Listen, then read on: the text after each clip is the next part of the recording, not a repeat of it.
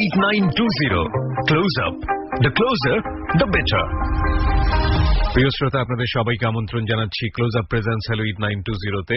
আরজি কিবরিয়া রয়েছে আপনার সঙ্গে এবং আপনারা শুনছেন এবিসি রেডিও এফএম 89.2। অনুষ্ঠানের শুরুতেই সবার জন্য একটি সুসংবাদ জানাতে চাই। সেটা হচ্ছে লাখ লাখ জনতা, লাখ লাখ শ্রোতার চাপে এবং অনুরোধে এবং অ্যাডভাইস আমরা বলবো, আগামী সপ্তাহ থেকে হ্যালো 8920 যাহা বলিব সত্য বলিব এবং ডর, এছাড়াও বাকি যে রাতের অনুষ্ঠানগুলো আছে রাত 12টায় শুরু হয়, প্রত্যেকটি অনুষ্ঠান শুরু হবে রাত 11টা থেকে, অর্থাৎ 11টার খবরের পরপরই 11:05 থেকে। সবাইকে এরকম একটা সুসংবাদ দিয়ে আজকের অনুষ্ঠানটা শুরু করছি। অনুষ্ঠানের শুরুতে আমরা একটু পরিচিত হব কে রয়েছে আজকের ক্লোজ আপ প্রেজেন্স হ্যালো 8920-তে। হ্যাঁ, আপনার নাম? অভিজিৎ। পুরো নাম?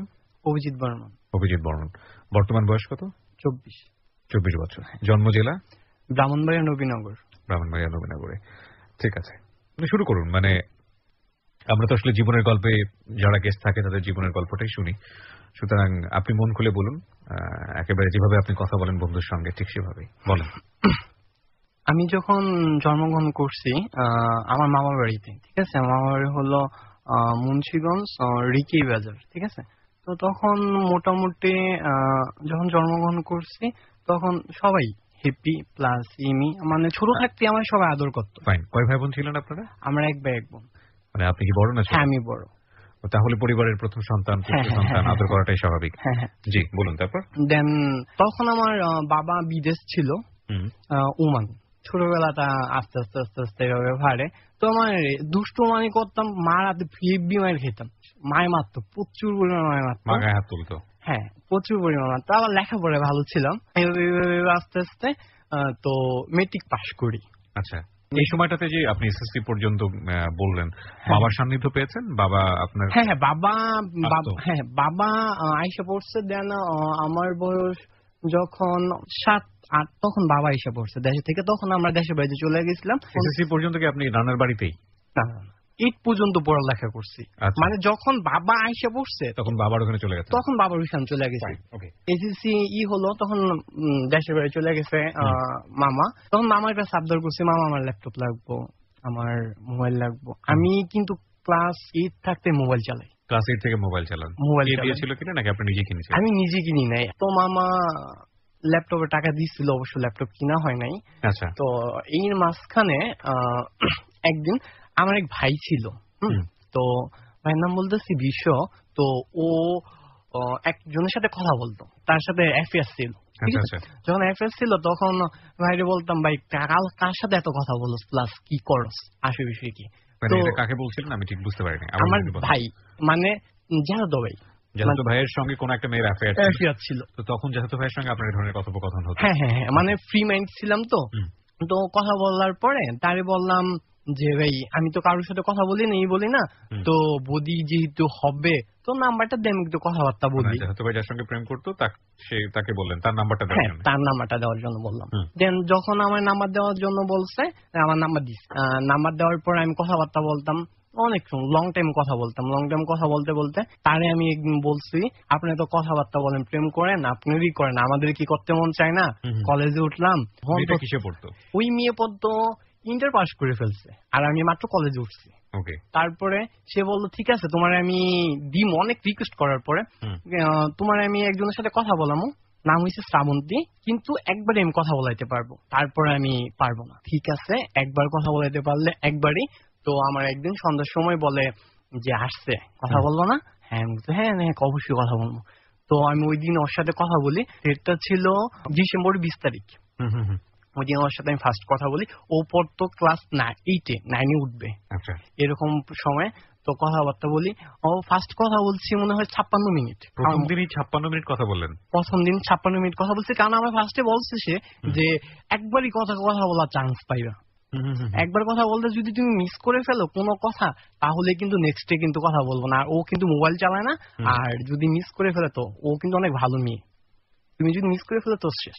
তো ফার্স্টে কথা বললাম 56 মিনিট। কথা বলার পরে মানে কথার মধ্যে এরকম বললাম যে, আজকেই তো কথা বলবা, নেক্সট ডে তো ভুলা যাইবেন আপনি করে, আপনি তো পরে আমায় ভুলা যাইবেন যে এটা আমার তো আমি তো ভুলতে পারবো না, কারণ যেহেতু আমি কোনো মেয়ের সাথে কথা বলেন নাই, আপনি ফার্স্ট এটা আমার অনেক দিন পর্যন্ত মনের মধ্যে রাখা হয়ে থাকবে। মানে ইমোশনালি কিছু ব্ল্যাকমেল করা আছে না, ওইরকম কিছু ব্ল্যাকমেল করলাম তারে। যখন ব্ল্যাকমেল করলাম, তো মেয়েটা সম্পর্কে আপনি আগে থেকে জানতেন? না, কথাবার্তা বলার পরে সে একদিন আমার মোবাইলে ফোন দেয়, তার নিজের বাসার মোবাইল, সে তো মোবাইল চালায় না, তার মার মোবাইল দিয়ে মাঝে মাঝে ফোন দেয়। আচ্ছা, যে মহিলা আপনাকে নাম্বারটা দিল, ভগবতী, সে ওই মেয়ের কি হতো? সে ওই মেয়ের হতো আপনার কি বলে, সম্পর্কে কিছু হতো? হ্যাঁ, আপনার ভাগ্নি লাগতো আর কি। আচ্ছা, ঠিক আছে, বলুন। তারপর বাসার নাম্বারে ফোন দিয়েছে? হ্যাঁ, তারপরে বাসার নাম্বারে ফোন দিত, কন্টিনিউ কথা বলতাম, প্লাস তাদের বাসায় যেত যখন, তার মোবাইল দিয়ে কথা বলতাম। তো এইভাবে আমরা কন্টিনিউ কথা বলতেই থাকি।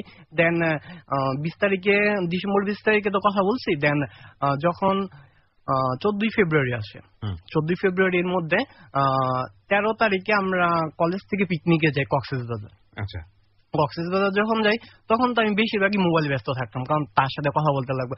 তো 14 তারিখে ফার্স্টে ওরে আমি বলছিলাম যে আমি আই লাভ ইউ শব্দটা বলতে পারি না, আই লাভ ইউ, মানে অনেক কষ্টে মনে হয় সামনাসামনি না, আমি ছিলাম কক্সবাজার। তো আমি তারে, সে ফোন দিতেছিল না, আমি অনেক আশায় ছিলাম সে ফোন দিব, আমি কথা বলবো, এটা সেটা। তো ওর বান্ধবীর মোবাইলটা ফোন দেয়। ওর বান্ধবী নাম, মেয়েটাকে আপনি দেখেছেন? আমি দেখিনি তখনও মেয়েটাকে আপনি দেখেন না? ওকে।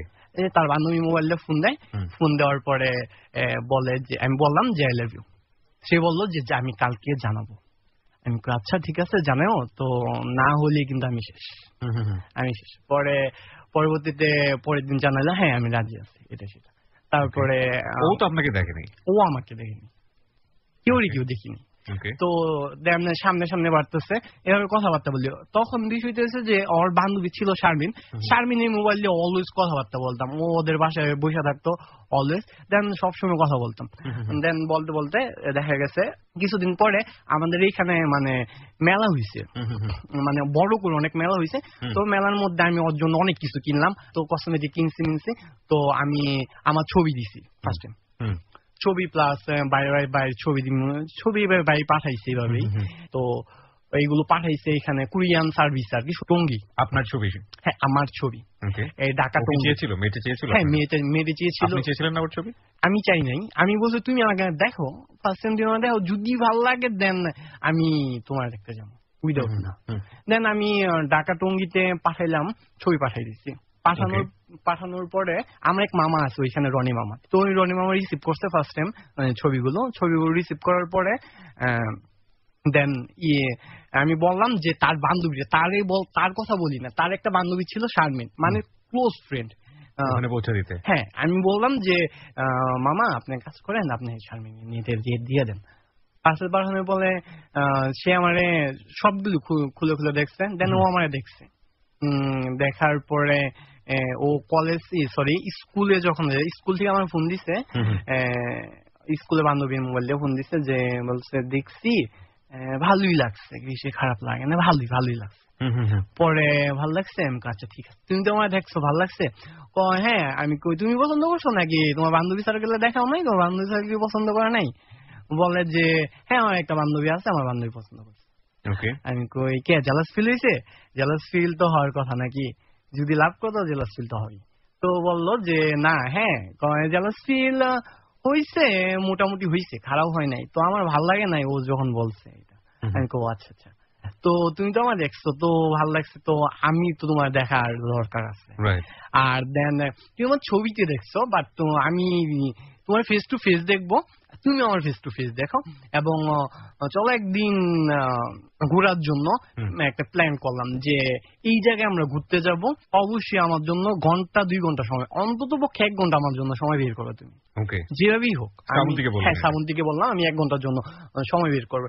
তো শ্রাবন্তী বললো ওকে ফাইন, ঠিক আছে, তো আমি সময় অবশ্যই বের করবো। তো ফার্স্ট টাইম আমি মামা বাড়ি যাই।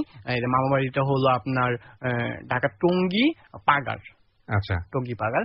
তো ওইখানে আমি গেলাম, যাওয়ার পরে যেই ভাইয়ের সাথে ওই যে আমার ভাইয়ের সাথে যে মেয়েটার সম্পর্ক ছিল না ভগবতী, তাদের বাসায় আমি ফার্স্ট টাইম গেলাম।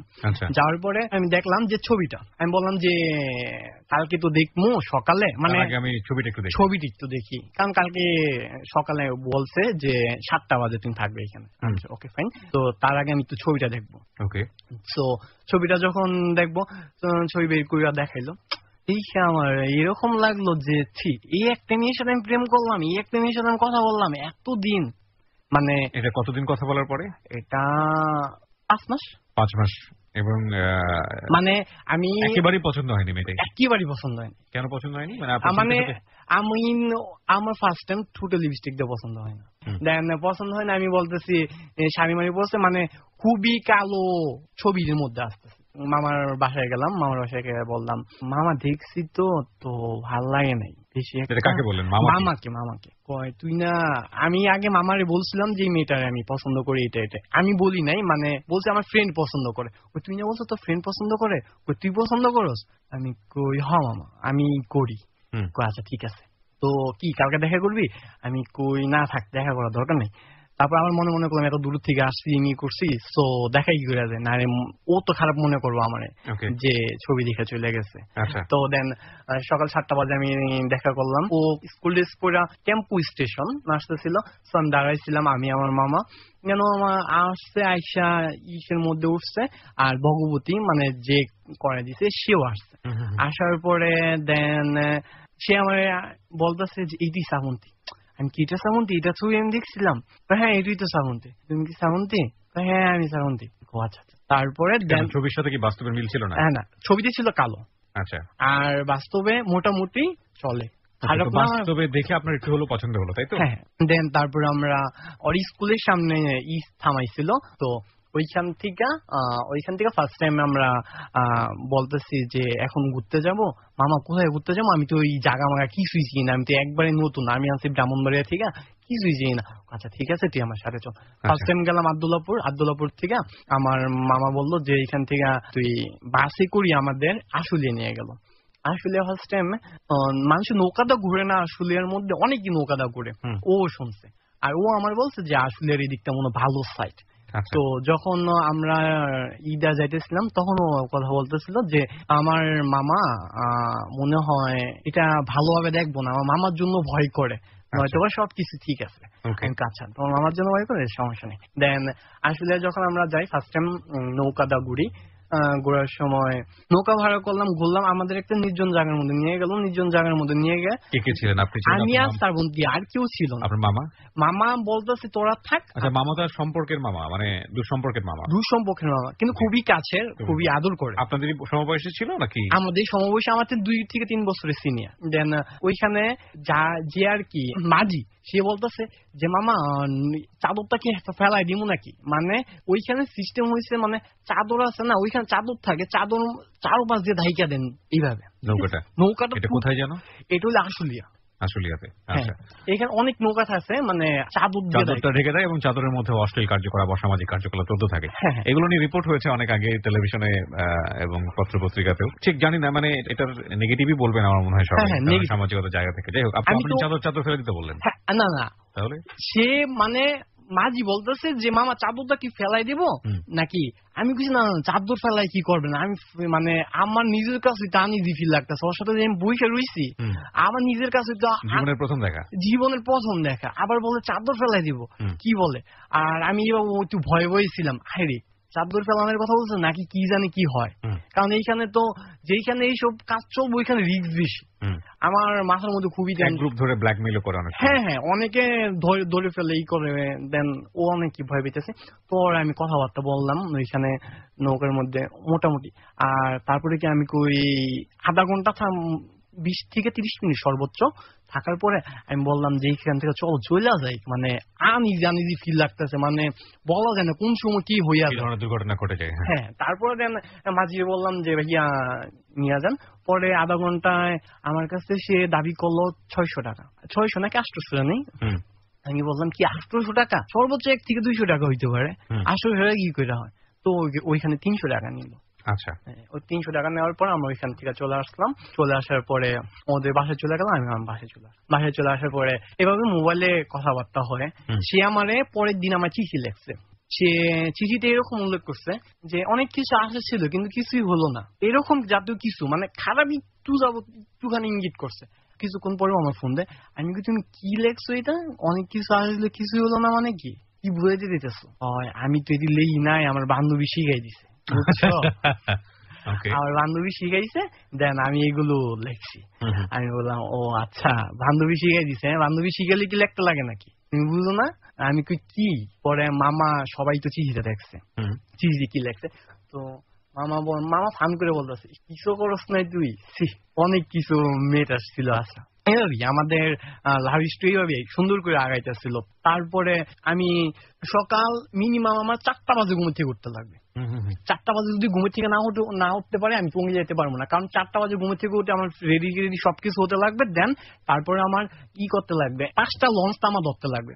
5টা লঞ্চ যদি আমি মুন্সিগঞ্জ থেকে ধরি তাহলে আমি 1 ঘন্টা 20 মিনিটের মধ্যে আসতে পারবো ইসের মধ্যে, সদরঘাট থেকে টানা, তখন তো 7টা 7:30 বাজে, তেমন জ্যাম থাকে না, 1 ঘন্টায় আমি অনায়াসে চলে আসতে পারবো। ঠিক আছে, তো আমি এইভাবে কন্টিনিউ, এভাবে দেখা গেছে আমার এমন দিন গেছে যে আমার রিস্কা নেই, কিন্তু আমি তোর কথা দিছি, আমার রিস্কা ভাড়া ছিল 30 টাকা, আমি হাইটে গেছি। আচ্ছা, দেন তারপরে যাওয়ার পরে ওইখানে এভাবে, তারপরে এইরকমও গেছে যে হাইটে তো সবসময় যাওয়া সম্ভব না, শীতে অনেক সময় শীতে এসে পড়ে, শীতের সময় দেখা গেছে আমি হাইটে যে অন্ধকার থাকে। একদিন আমার কি হয়েছে, রাত 3টা বাজে বাইরে হয়ে গেছে, আমার ঘড়িতে যে দেখতেছি যে বাজে 5টা, ঘড়ি টাইমটা ছিল উল্টা পাল্টা। তো আমি বাইরে হয়ে গেছি, অনেক দূর যাইয়া দারোয়ানে পড়ছে সামনে, তুমি এত রাত্রে কই যাও? আমি কে 5টা লঞ্চ ধরতে লাগবো, এখন কি 5টা বাজে নাকি? কয়টা বাজে? 3টা বাজে। রাত 3টা মানে আমার ঘড়ির টাইম তো ঠিক নাই, আর মানে কি বলে শীতের রাত্রে কিছু বোঝা যায় না, তো আমি যাইতে থাকি, হাঁটতে থাকি। তাহলে আমি ওই দিন মানে অনেক দূর আগায় ফেলছিলাম, খুব ভয় পেয়েছি যে ইসিরি কি জানি হয়, এরকম হয় আর কি, প্রেমে পড়লে এই জিনিসগুলো চলে আসে এবং কি জানি হয়, ন্যাচারাল খুব। ওকে, তো শ্রাবন্তীর সঙ্গে আপনার প্রেম খুব ভালোভাবে এগোচ্ছে, বলুন তারপর। হ্যাঁ, দেন কথাবার্তা বলতে থাকি, করতে থাকি। দেন আমি ফ্রেন্ডলি, মানে ওর ফ্রেন্ড, যে ফ্রেন্ড গুলো আছে 3-4টা ফ্রেন্ড আছে, ওর ফ্রেন্ড গুলোর সাথে ভালো কথা বলে আমি, ওর তো মোবাইল নেই আর তাদের কাছে মোবাইল আছে। চিন্তা করি যে ওর সাথে যদি ভবিষ্যতে রিলেশন বিচ্ছেদ হয়ে যায়, মানে রিলেশন ব্রেকআপ হয়ে গেল আমাদের কোনো কারণে দুর্ঘটনাবশত, দেন ওদের বান্ধবীর সাথে যদি ভালো কালেকশন রাখতে পারি, দেন তাদের মাধ্যমে আমি রিলেশন আবার লাগাতে পারবো। মানে শ্রাবন্তীর সাথে যদি রিলেশন ব্রেকআপ হয় তাহলে ওদের বান্ধবীর মাধ্যমে ওকে আবার কনভিন্স করতে পারবে। হ্যাঁ, কারণ তাদের তো আমার ভালো করে পড়াতে হবে, এই হেল্পটা আপনার লাগবে।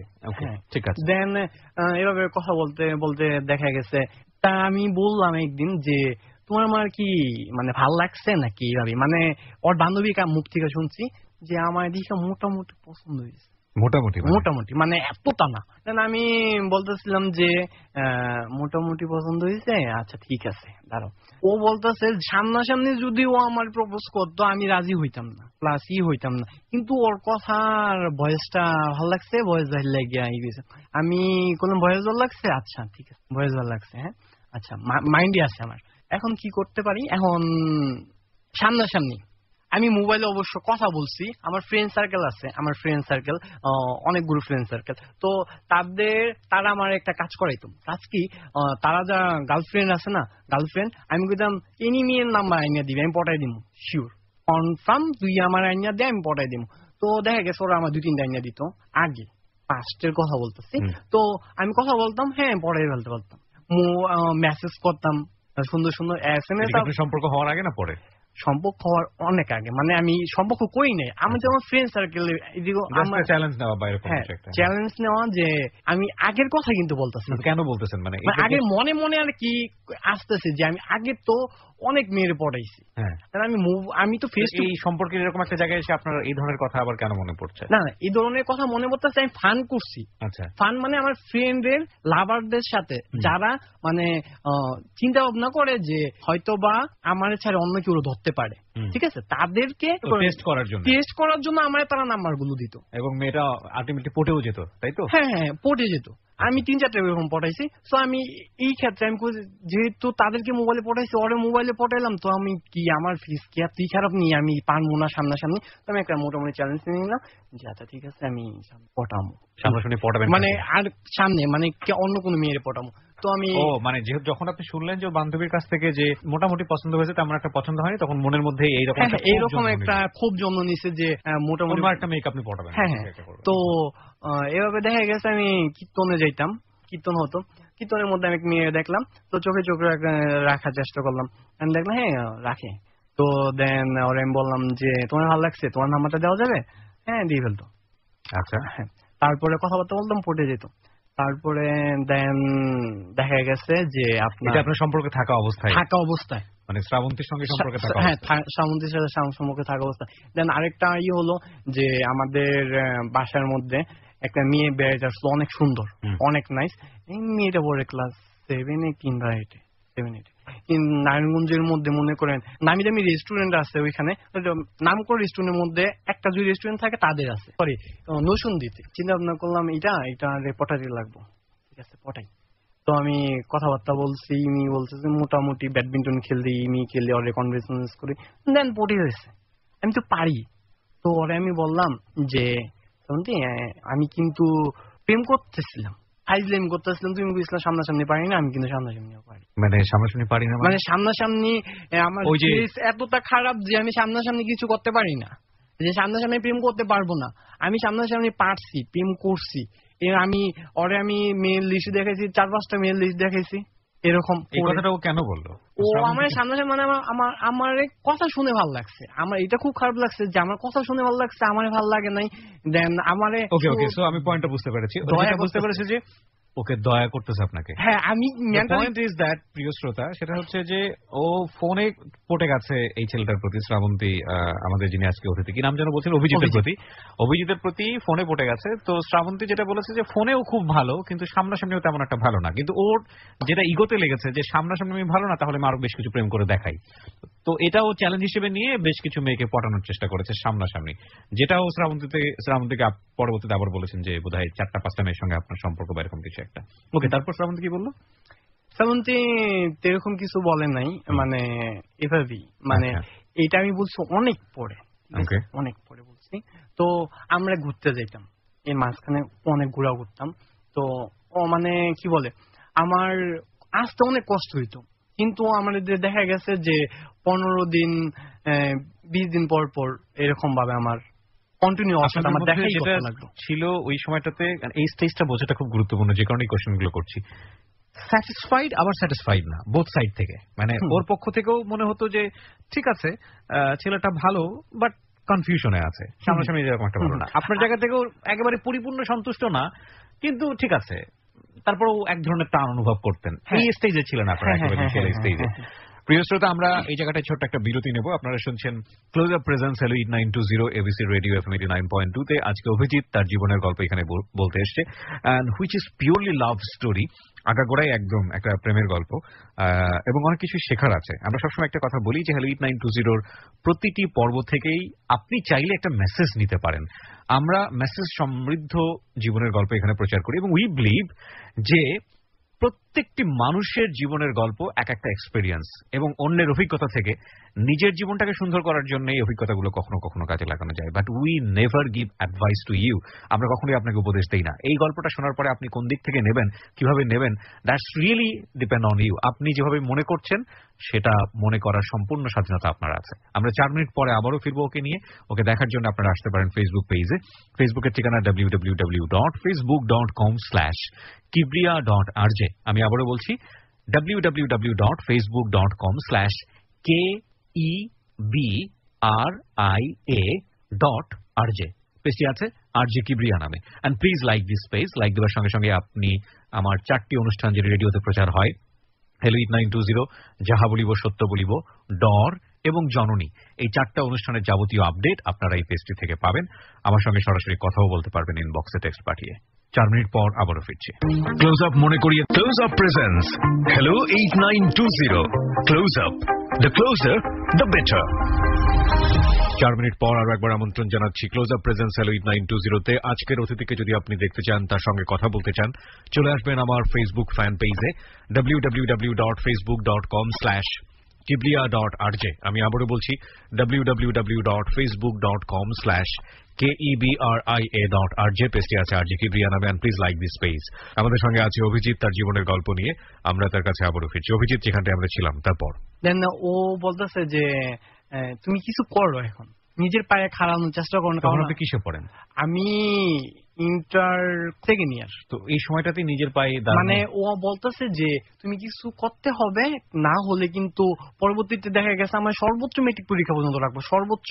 তারপরে বিয়ে দিয়ে দিবে। তারপরে বিয়ে দেওয়ার চিন্তা ভাবনা, কারণ আমার অলরেডি একটা সম্বন্ধ দেখছে। তারপরে আমি চিন্তা ভাবনা করলাম যে এখন আমি কি করতে পারি, এখন আমার কিছু না কিছু করতে লাগবে। দেন আমার যে একটা ভাই ছিল, বললাম যে ফার্স্ট টাইম লাভ করাই দিছে, যে তার মাধ্যমে ডেস্টিনি ছিল, তখন খুবই পপুলার। ভাই আমার বললো যে একটা কাজ করতে, তোর অফিসে নিয়ে যাই। আমি কই এটা হলো ভুয়া, এটা হলো বাদ, এটার মধ্যে যাবো না। আমি এমন কোয়েশ্চেন করবো, আমার আনসার দিতে পারবো না, তো আমার কি জয়েন করে। আমি ঠিক আছে, তুই যত কোয়েশ্চেন করতে আসতো, যদি কোয়েশ্চেন আনসার দিতে পারে তাহলে তুই জয়েন করবি, না তুই করবি না। আমি আচ্ছা ঠিক আছে, আমি নিয়ে যা। আমি ঠিক আছে। তো যে বসছে, তা আমি চিন্তা ভাবনা করছি ও আমার কি বুঝাইবো, আমি ওরা কাজ করলাম মাস্ট বি। তো ও আমার এভাবে বুঝাইছে, ও আমার আমি কি ওরা কাজ করবো, মানে এইভাবে নিজে কাজ হয়ে গেছে। মানে এরকম অস্ত্র নিয়ে বয়, যে কোনো কোয়েশ্চেন করবো আনসার মাস্ট বি দিয়ে, আর মানে এইভাবে আনসার দিব, মানে আপনি বিশেষ করে আসতে লাগবেই, না আসার কোনো সুযোগ নাই। কি আপনি যে কোনো জিনিস, মানে জীবনে এই ডেস্টিনি না করলে আর অন্য কোনো কিছু করার কোনো মানেই হয় না, এরকম মনে হবে। হ্যাঁ, মানে এরকম। দেন আমি বুঝলাম, দেন আমি জয়েন হয়ে গেলাম 10,000 টাকা নিয়ে শেয়ার প্যাকেজ। দেন কতদিন পরে ও বাসার মোবাইল দিয়ে কন্টিনিউ কথা বলা শুরু করে দিল। বাসার মোবাইল দেওয়া, তখন বাসাতে প্রবলেম হয়। আমি বললাম তোমার বাসাতে প্রবলেম হয়, প্লাস ফ্রেন্ড সার্কেলও প্রবলেম হয়, আমি তো কথা না বলে থাকতে পারি না। তো আমি আগে অনেক টেস্ট করতাম, তুমি কি আমারে ভালোবাসো, কতখানি ভালোবাসো। ও আমি অনেক ভালোবাসি, মানে যখন আমরা ঘুরতে যেতাম অনেক ভালোবাসি। কেমন ভালোবাসো, তুই আমাকে কি করতে পারবা। আমি তো হ্যাঁ তোমার লিয়ে মরতে পারবো। আমারে বলে সে তোমার জন্য মরতে পারবো, তুই আমাকে মরতে পারবা। আর আমার সে কোয়েশ্চেন করছে তুই আমার জন্য কি পারবা।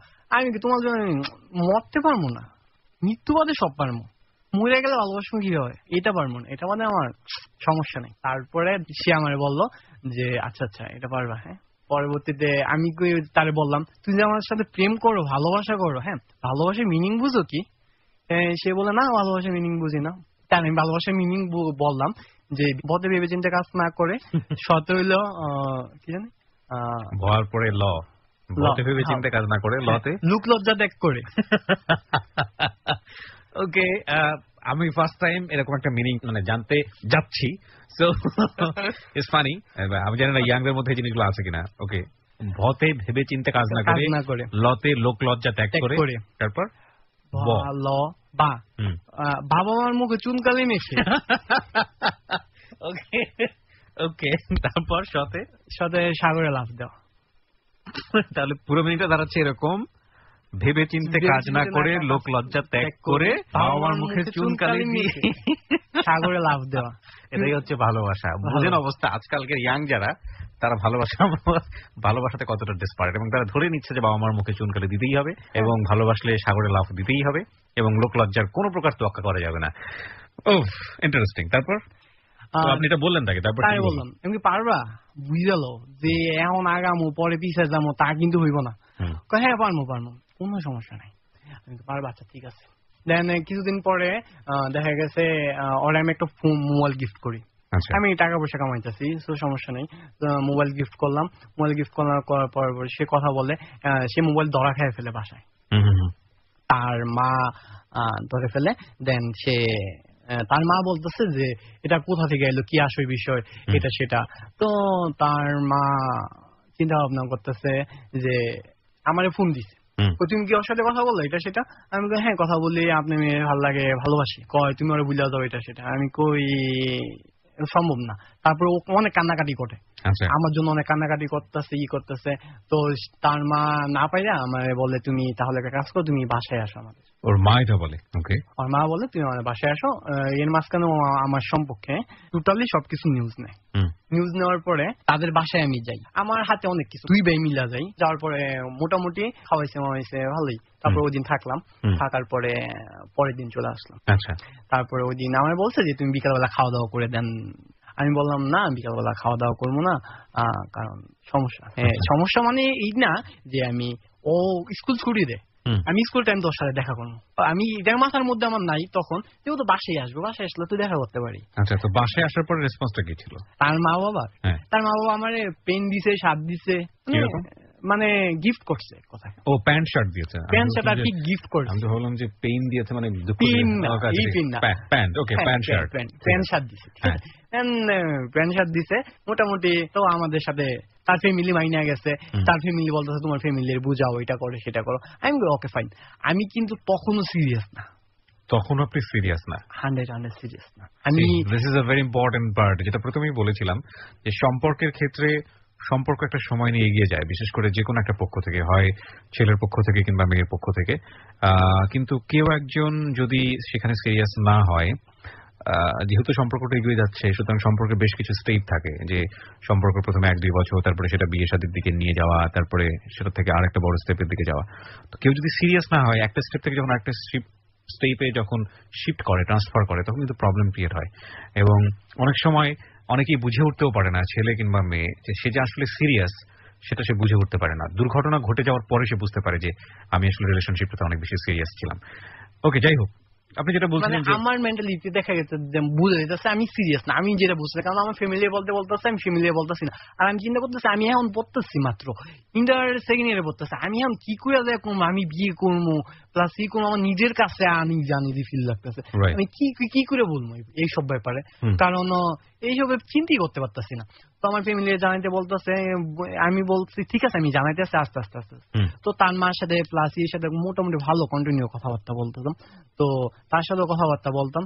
তো তার বাসার মধ্যে ঝগড়া মোগড়া লাগলে, তার একটা সমস্যা ছিল, তার বাসার মধ্যে তার বাবা এবং মা খুবই ঝগড়া করতো, কারণ তাদের ছিল লাভ রিলেশন। তো এভাবেই যাইতেছে, দিনকাল কথাবার্তা বলতেছি। প্লাস তারা একদিন পূজা, কিছুদিন পরে পূজা আসে, দুর্গাপূজার মধ্যে আমি আবার মেবি গেছিলাম। যাওয়ার পরে আমার সেম টু সেম কথাবার্তা বলি তাদের বাসায় থাকি, কিন্তু ওইখানে কিন্তু আমার মামা বাড়ি আছে, মামা বাড়ি অনেক ক্লোজ, আমার মামা অনেক ভালো। তো মামা বাড়িতে যাই নাই। তারা বলতেছে যে যদি কেউ বলে যে এটা কে, তুমি বলবা যে, তার বাবা বলতেছে আর কি, যে এটা কে, তুমি বললো যে এটা বাসা থেকে, মানে আমাদের বাসা থেকে, বান্দুরা থেকে আসছে, আমার এমক আত্মীয়। আমি তো আমার এইসব কিছু বললেন না, বললে আপনারা কট খেয়ে যাবেন, ধরা খেয়ে যাবেন। কারণ কি, আমার এইখানে চিনে, কারণ আমার এখানে মামা বাড়ি অনেক আসছে এখানে, আসছে, ছোটবেলা থেকে আসতাম। তো ধরা খেয়ে যাবেন, তো এই জন্য আর কি বলে না। আমি বলছি যে বললে বলে ফেলেন, ঠিক আছে। তো দুর্গাপূজা এইভাবে ইমি গেল, দুর্গাপূজা অনেক আনন্দ মন্দ করলাম, ইমি করলাম। তো দেখা গেছে এর কতদিন পরে তার মামা একটা কন্ডিশন দিছিল যে তুমি মোবাইলে কথা বলবা, বাট তুমি নেক্সটে দেখা করবো না কোনো সময়। যদি দেখা করো তাহলে কিন্তু প্রবলেম হবে। এটা কে বললো? তার মা। তার মা বললো? হ্যাঁ, কিন্তু আমরা তো দেখা করতাম মাঝে মাঝে। দেন মেট্রিক পরীক্ষা যখন আগাইছে, তখন আমি চিন্তা ভাবনা করতেছি মেট্রিক কিছুদিন পরে তো বন্ধ হয়ে যাইব, প্লাস ও তো আর আসবো না। মেট্রিকে অনেক দিন আগে থেকে অনেকে কোচিং করে, যারা কোচিং করে আসে, আর না কোচিং না করে ইসের পরে আসে না, টেস্টের পরে। আমি ওর সাথে দেখা করবো। আর ও ইয়ের কথা কয়ে, মানে প্রাইভেটের কথা কয়ে বের হইছে বাসা থেকে। ওর মা কি ভাবে যেন ডাউট করে ফেলছে যে আজকে হয়তো বা অভি আসবে, মাস্ট বি। তো অভি আসবে, তো ওর মা কি করলো, আমি ওর জন্য অনেকক্ষণ পর্যন্ত ওয়েট করলাম, মানে প্রায় 1-2 ঘন্টা। সবসময় আমি ওর জন্য ওয়েট করতাম, কিন্তু ওই দিন 1-2 ঘন্টা ওয়েট করার পরে সে আসতেছে না। ওদের বাসার মোবাইলে ফোন দিলাম, বাসার মোবাইলে আননোন নাম্বার থেকে ফোন দিয়েছি। দেখা গেছে যে ধরে না।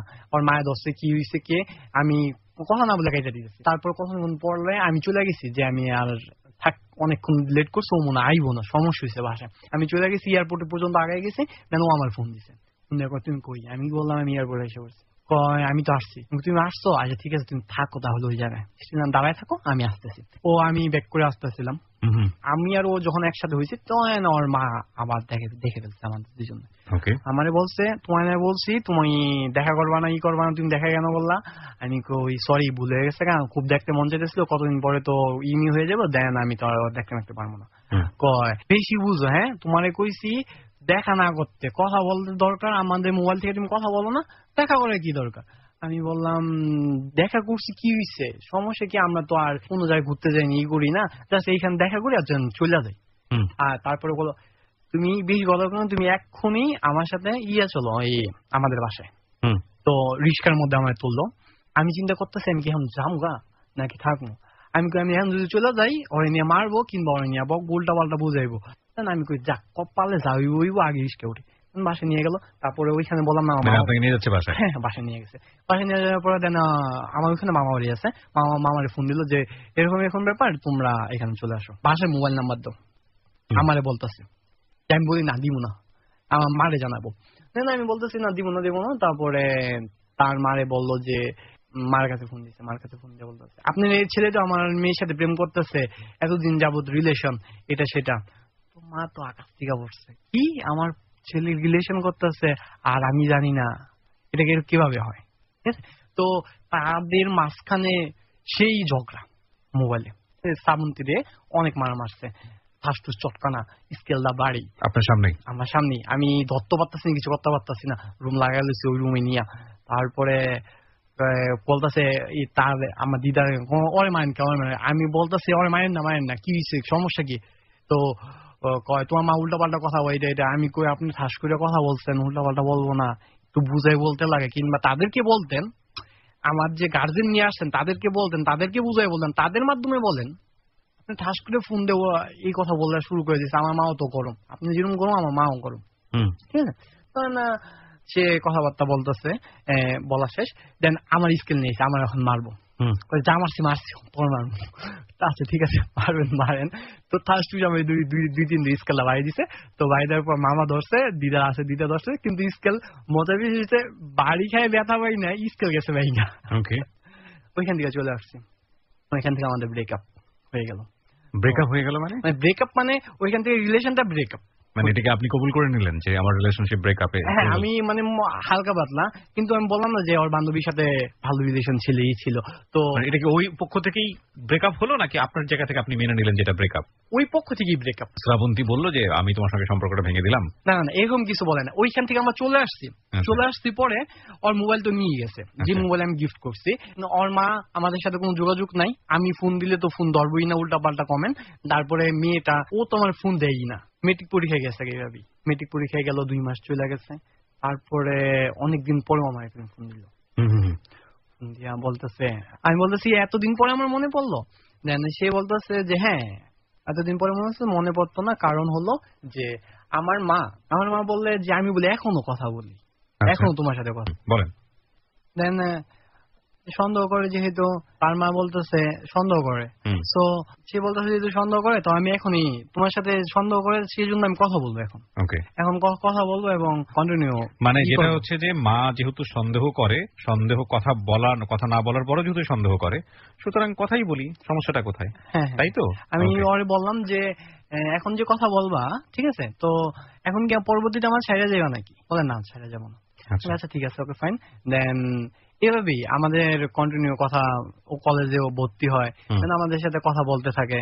তো একদিন একটা মজার একটা কাহিনী হয়েছে, ওরে নিয়ে আমি সিনজিতে গেছিলাম। সিনজি নিয়ে যাওয়ার পরে ঈদ সামনে ছিল, ঈদ সামনে থাকা অবস্থায় পুলিশ আটকাইছে পরে দেন সে বলতেছে মামা নামো, যে কালকে এখানে একটা মার্ডার হয়েছিল বুঝছো, তুমি কি তাই নিয়ে মার্ডার করবো নাকি? আমার পুলিশে বলতেছে এটা, ঠিক আছে। তো মার্ডার হয়েছে, আমরা কি করবো, আমরা তো ঘুরতে আসছি, আমরা সবসময় ঘুরি না এখানে। তো বলে যে একটা কাজ করো, কিছু দিয়ে দাও। মামা কি দিমু, আমি প্রথমত বুঝি না। পরে বড় একটা স্যার আছে, বড় স্যার এসে বলে যে তোমার বাসা কোথায়?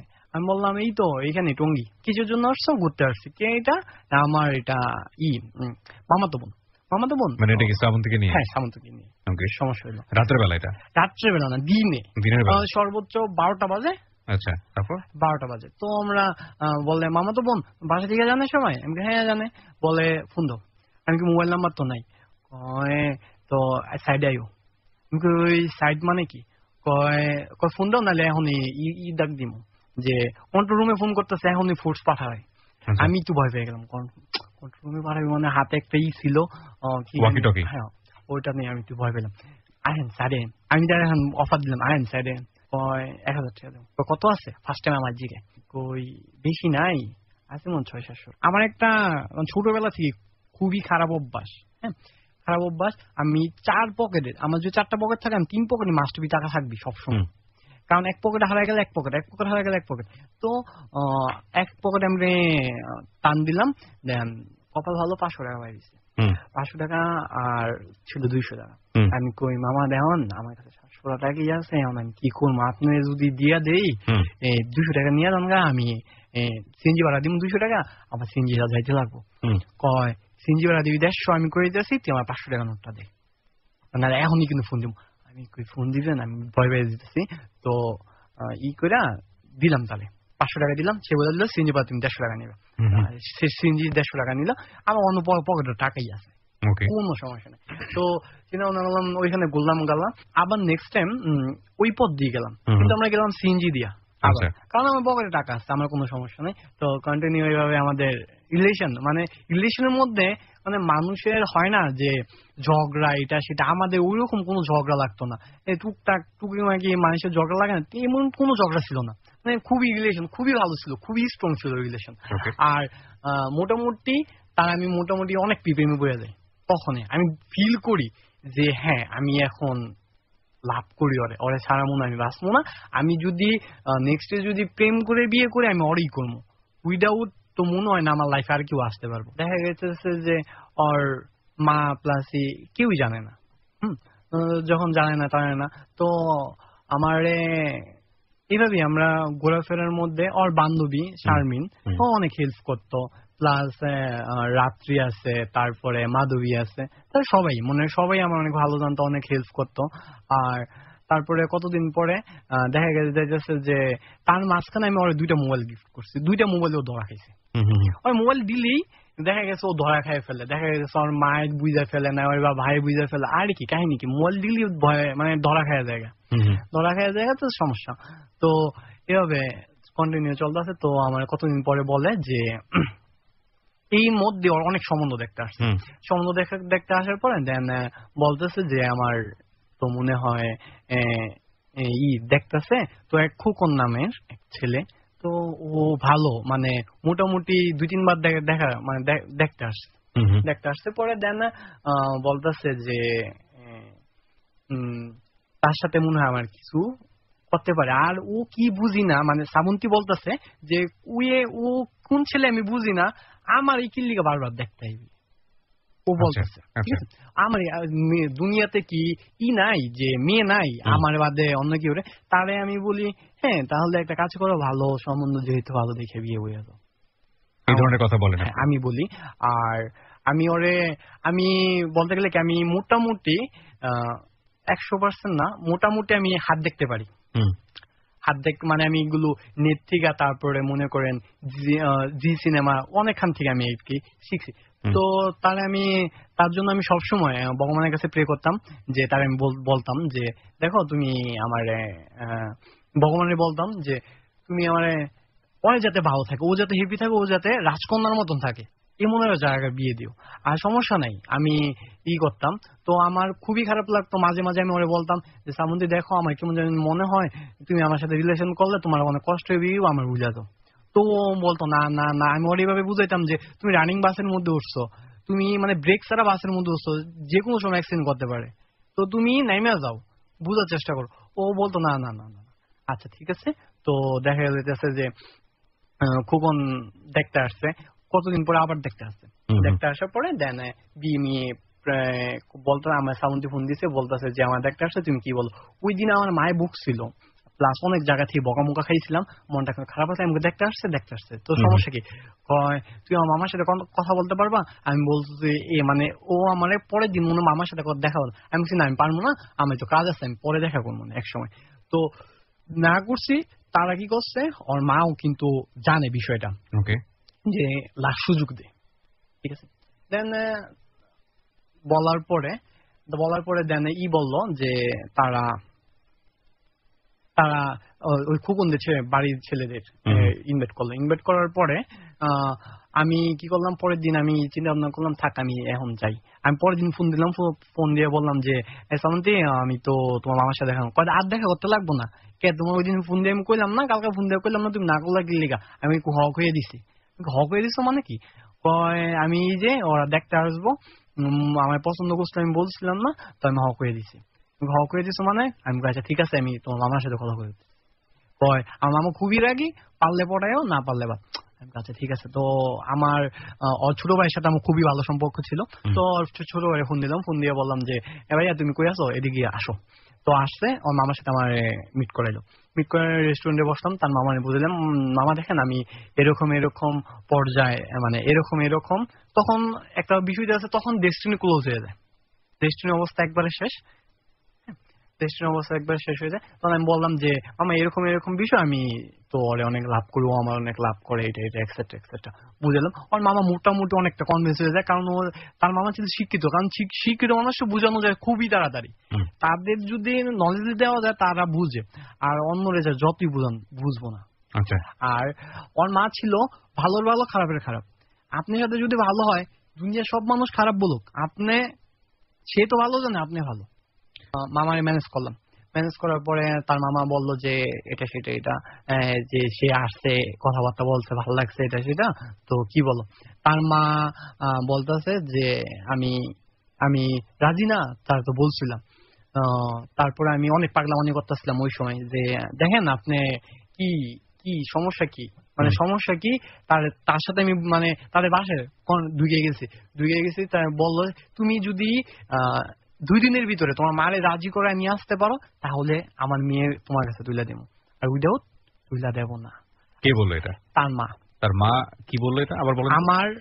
তোমার মা যদি আমাদের বাসায় ফ্যামিলি যদি রাজি করে নিয়ে আসতে পারো দেন হবে, না হলে হবে না। আর আমার মাথার মধ্যে তখন আসলো যে 2 দিনের ভিতরে ইম্পসিবল, মার এখানে কনভিন্স করা যায়। বিরতির সময় হয়ে গেল প্রিয় শ্রোতা, আপনারা শুনছেন এবিসি রেডিও FM 89.2। আমি আরজে কিবরিয়া রয়েছে আপনার সঙ্গে, এবং এই মনের কথা বলার প্ল্যাটফর্মে যারা আসতে চান তাদেরকে আমরা সবসময় ওয়েলকাম করি।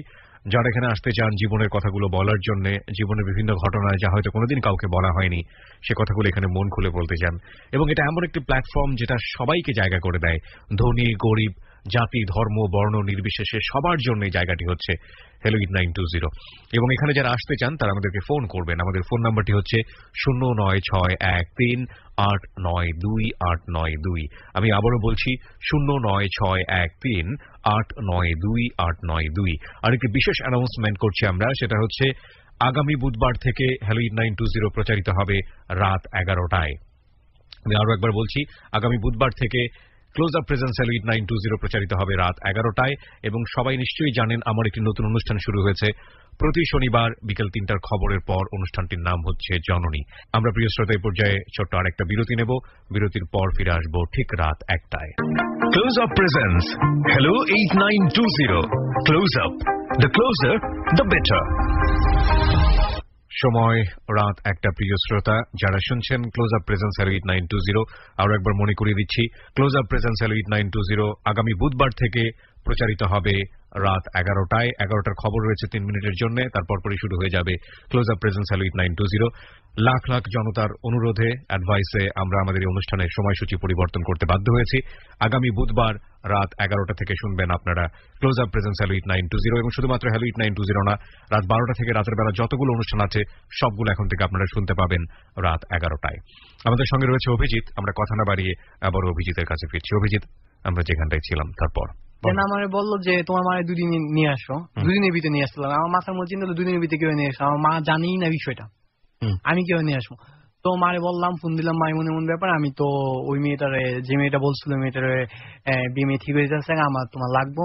মা বললো যে আমি আইতে পারবো, যা খুশি তা করো। আমি পারবা না বুঝছো, আমি কিন্তু এখন উল্টাপাল্টা করবো। উল্টাপাল্টা কি করবা? আমি কিন্তু এখন কিছু করবো। পরে মা চিন্তা ভাবনা করে, উয়ে তো খুবই জিদ, যা কয় তা করে ফেলে। তো আমার মা বলো তুই মামার বাসায় যা। মামার বাসায় গেলাম, মামা বুঝাইলো যে দেখ তুই এটা যে তুই অনেক ভালো, এই ছেলে ভালো মেয়ে বিয়ে করলাম, এটা সেটা যেরকম বুঝায় আর কি সবাই।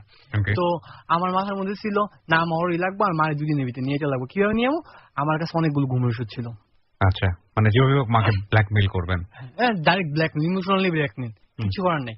আমার ব্ল্যাকমেইল হয়তো আমার কাছে অনেক ঘুমের ওষুধ ছিল যে আমি পটাপট মানে তারা ঘুমানোর পরে আমি সবগুলো খেয়ে ফেলছি। খেয়ে ফেলার পরে আমি একটা কাজ করছি, আমার এক ভাইরে আর এক মামা। আপনি তাকে কি মাকে বললেন যে আপনি তাকে বিয়ে করতে চান? মাকে কথাগুলো বলেছেন? হ্যাঁ হ্যাঁ বলছি। বলার পরে মা কি রেসপন্স? মা রেসপন্স বলছে তুই তো মামার বাসায় যা, মামা যেটা কয়টি।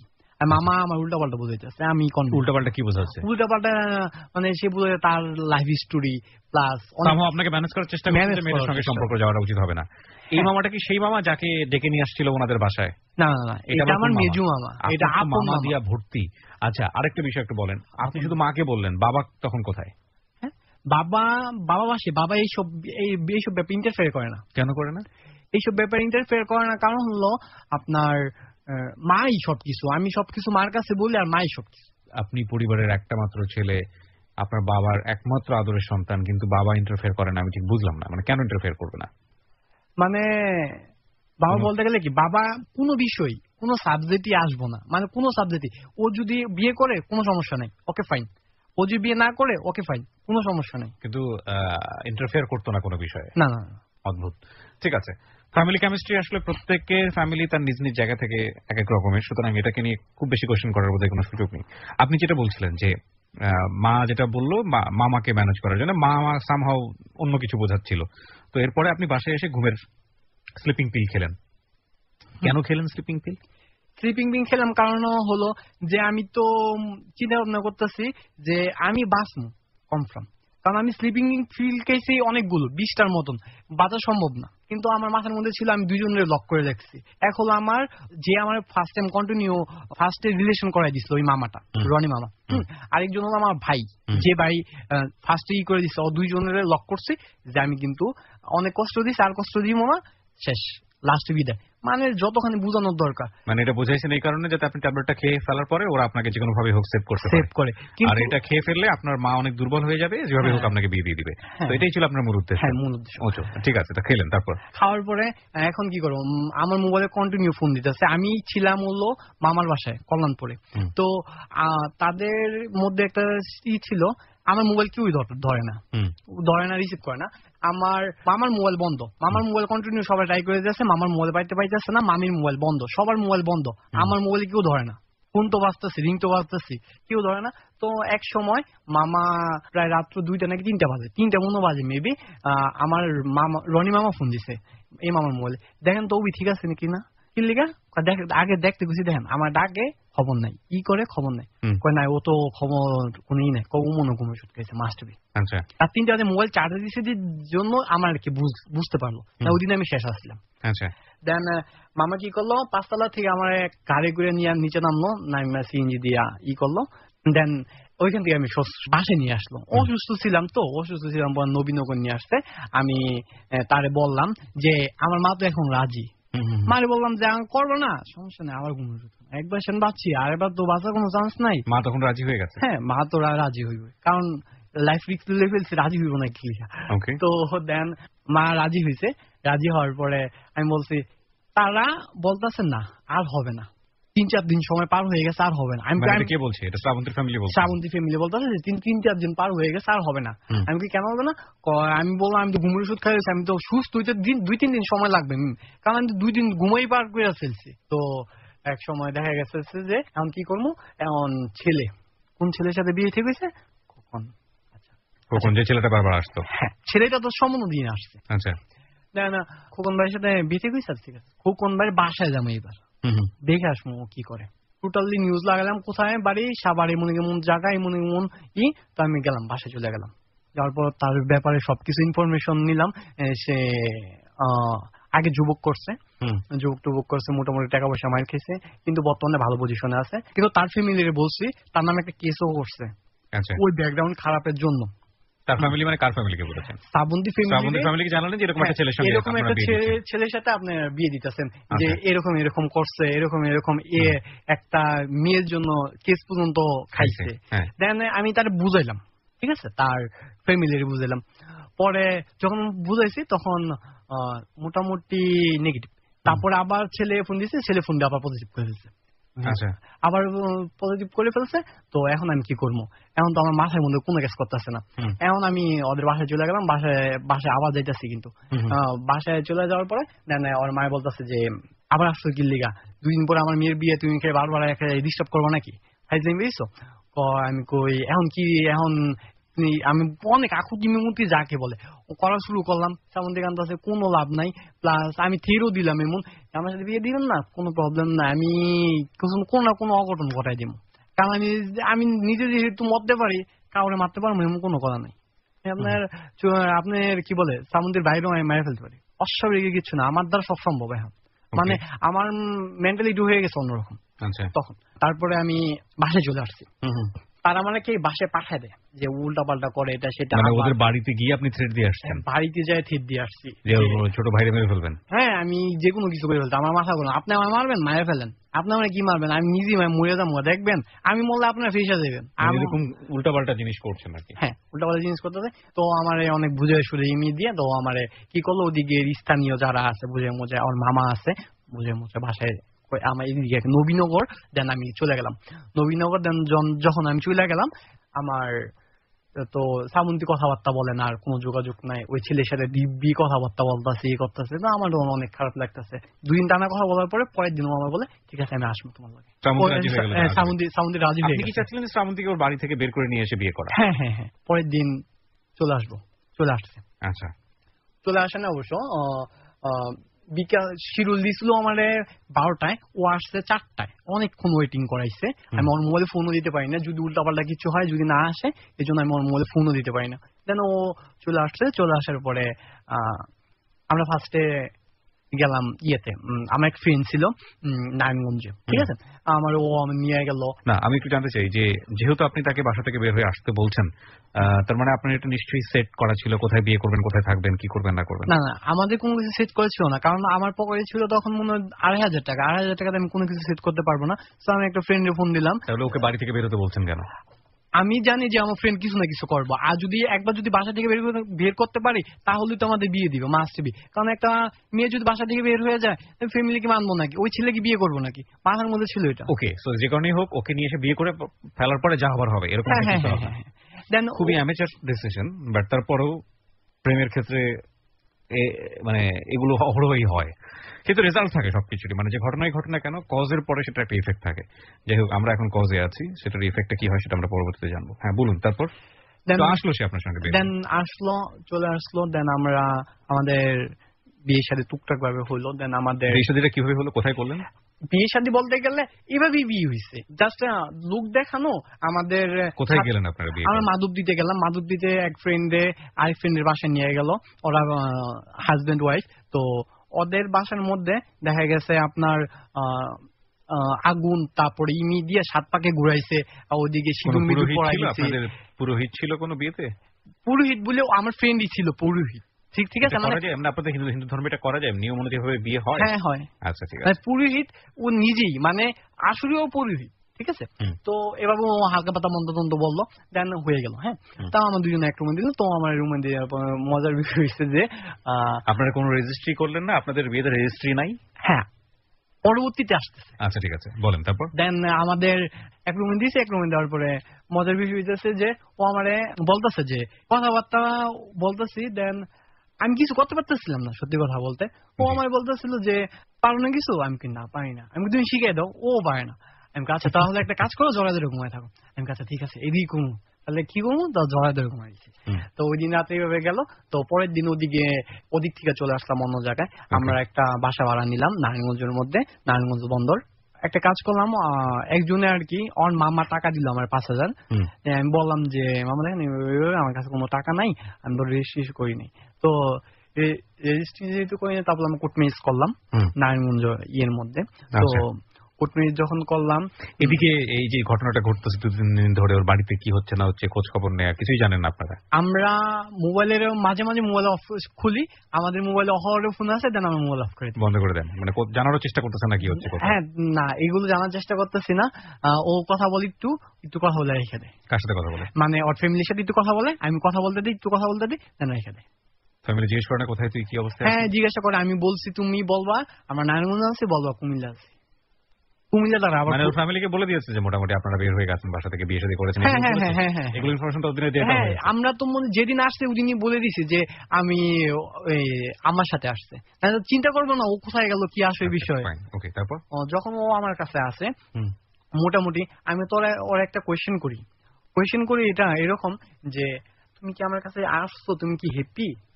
ওকে, বলতেছে যে না, মোটামুটি হ্যাপি, বেশি হ্যাপি না।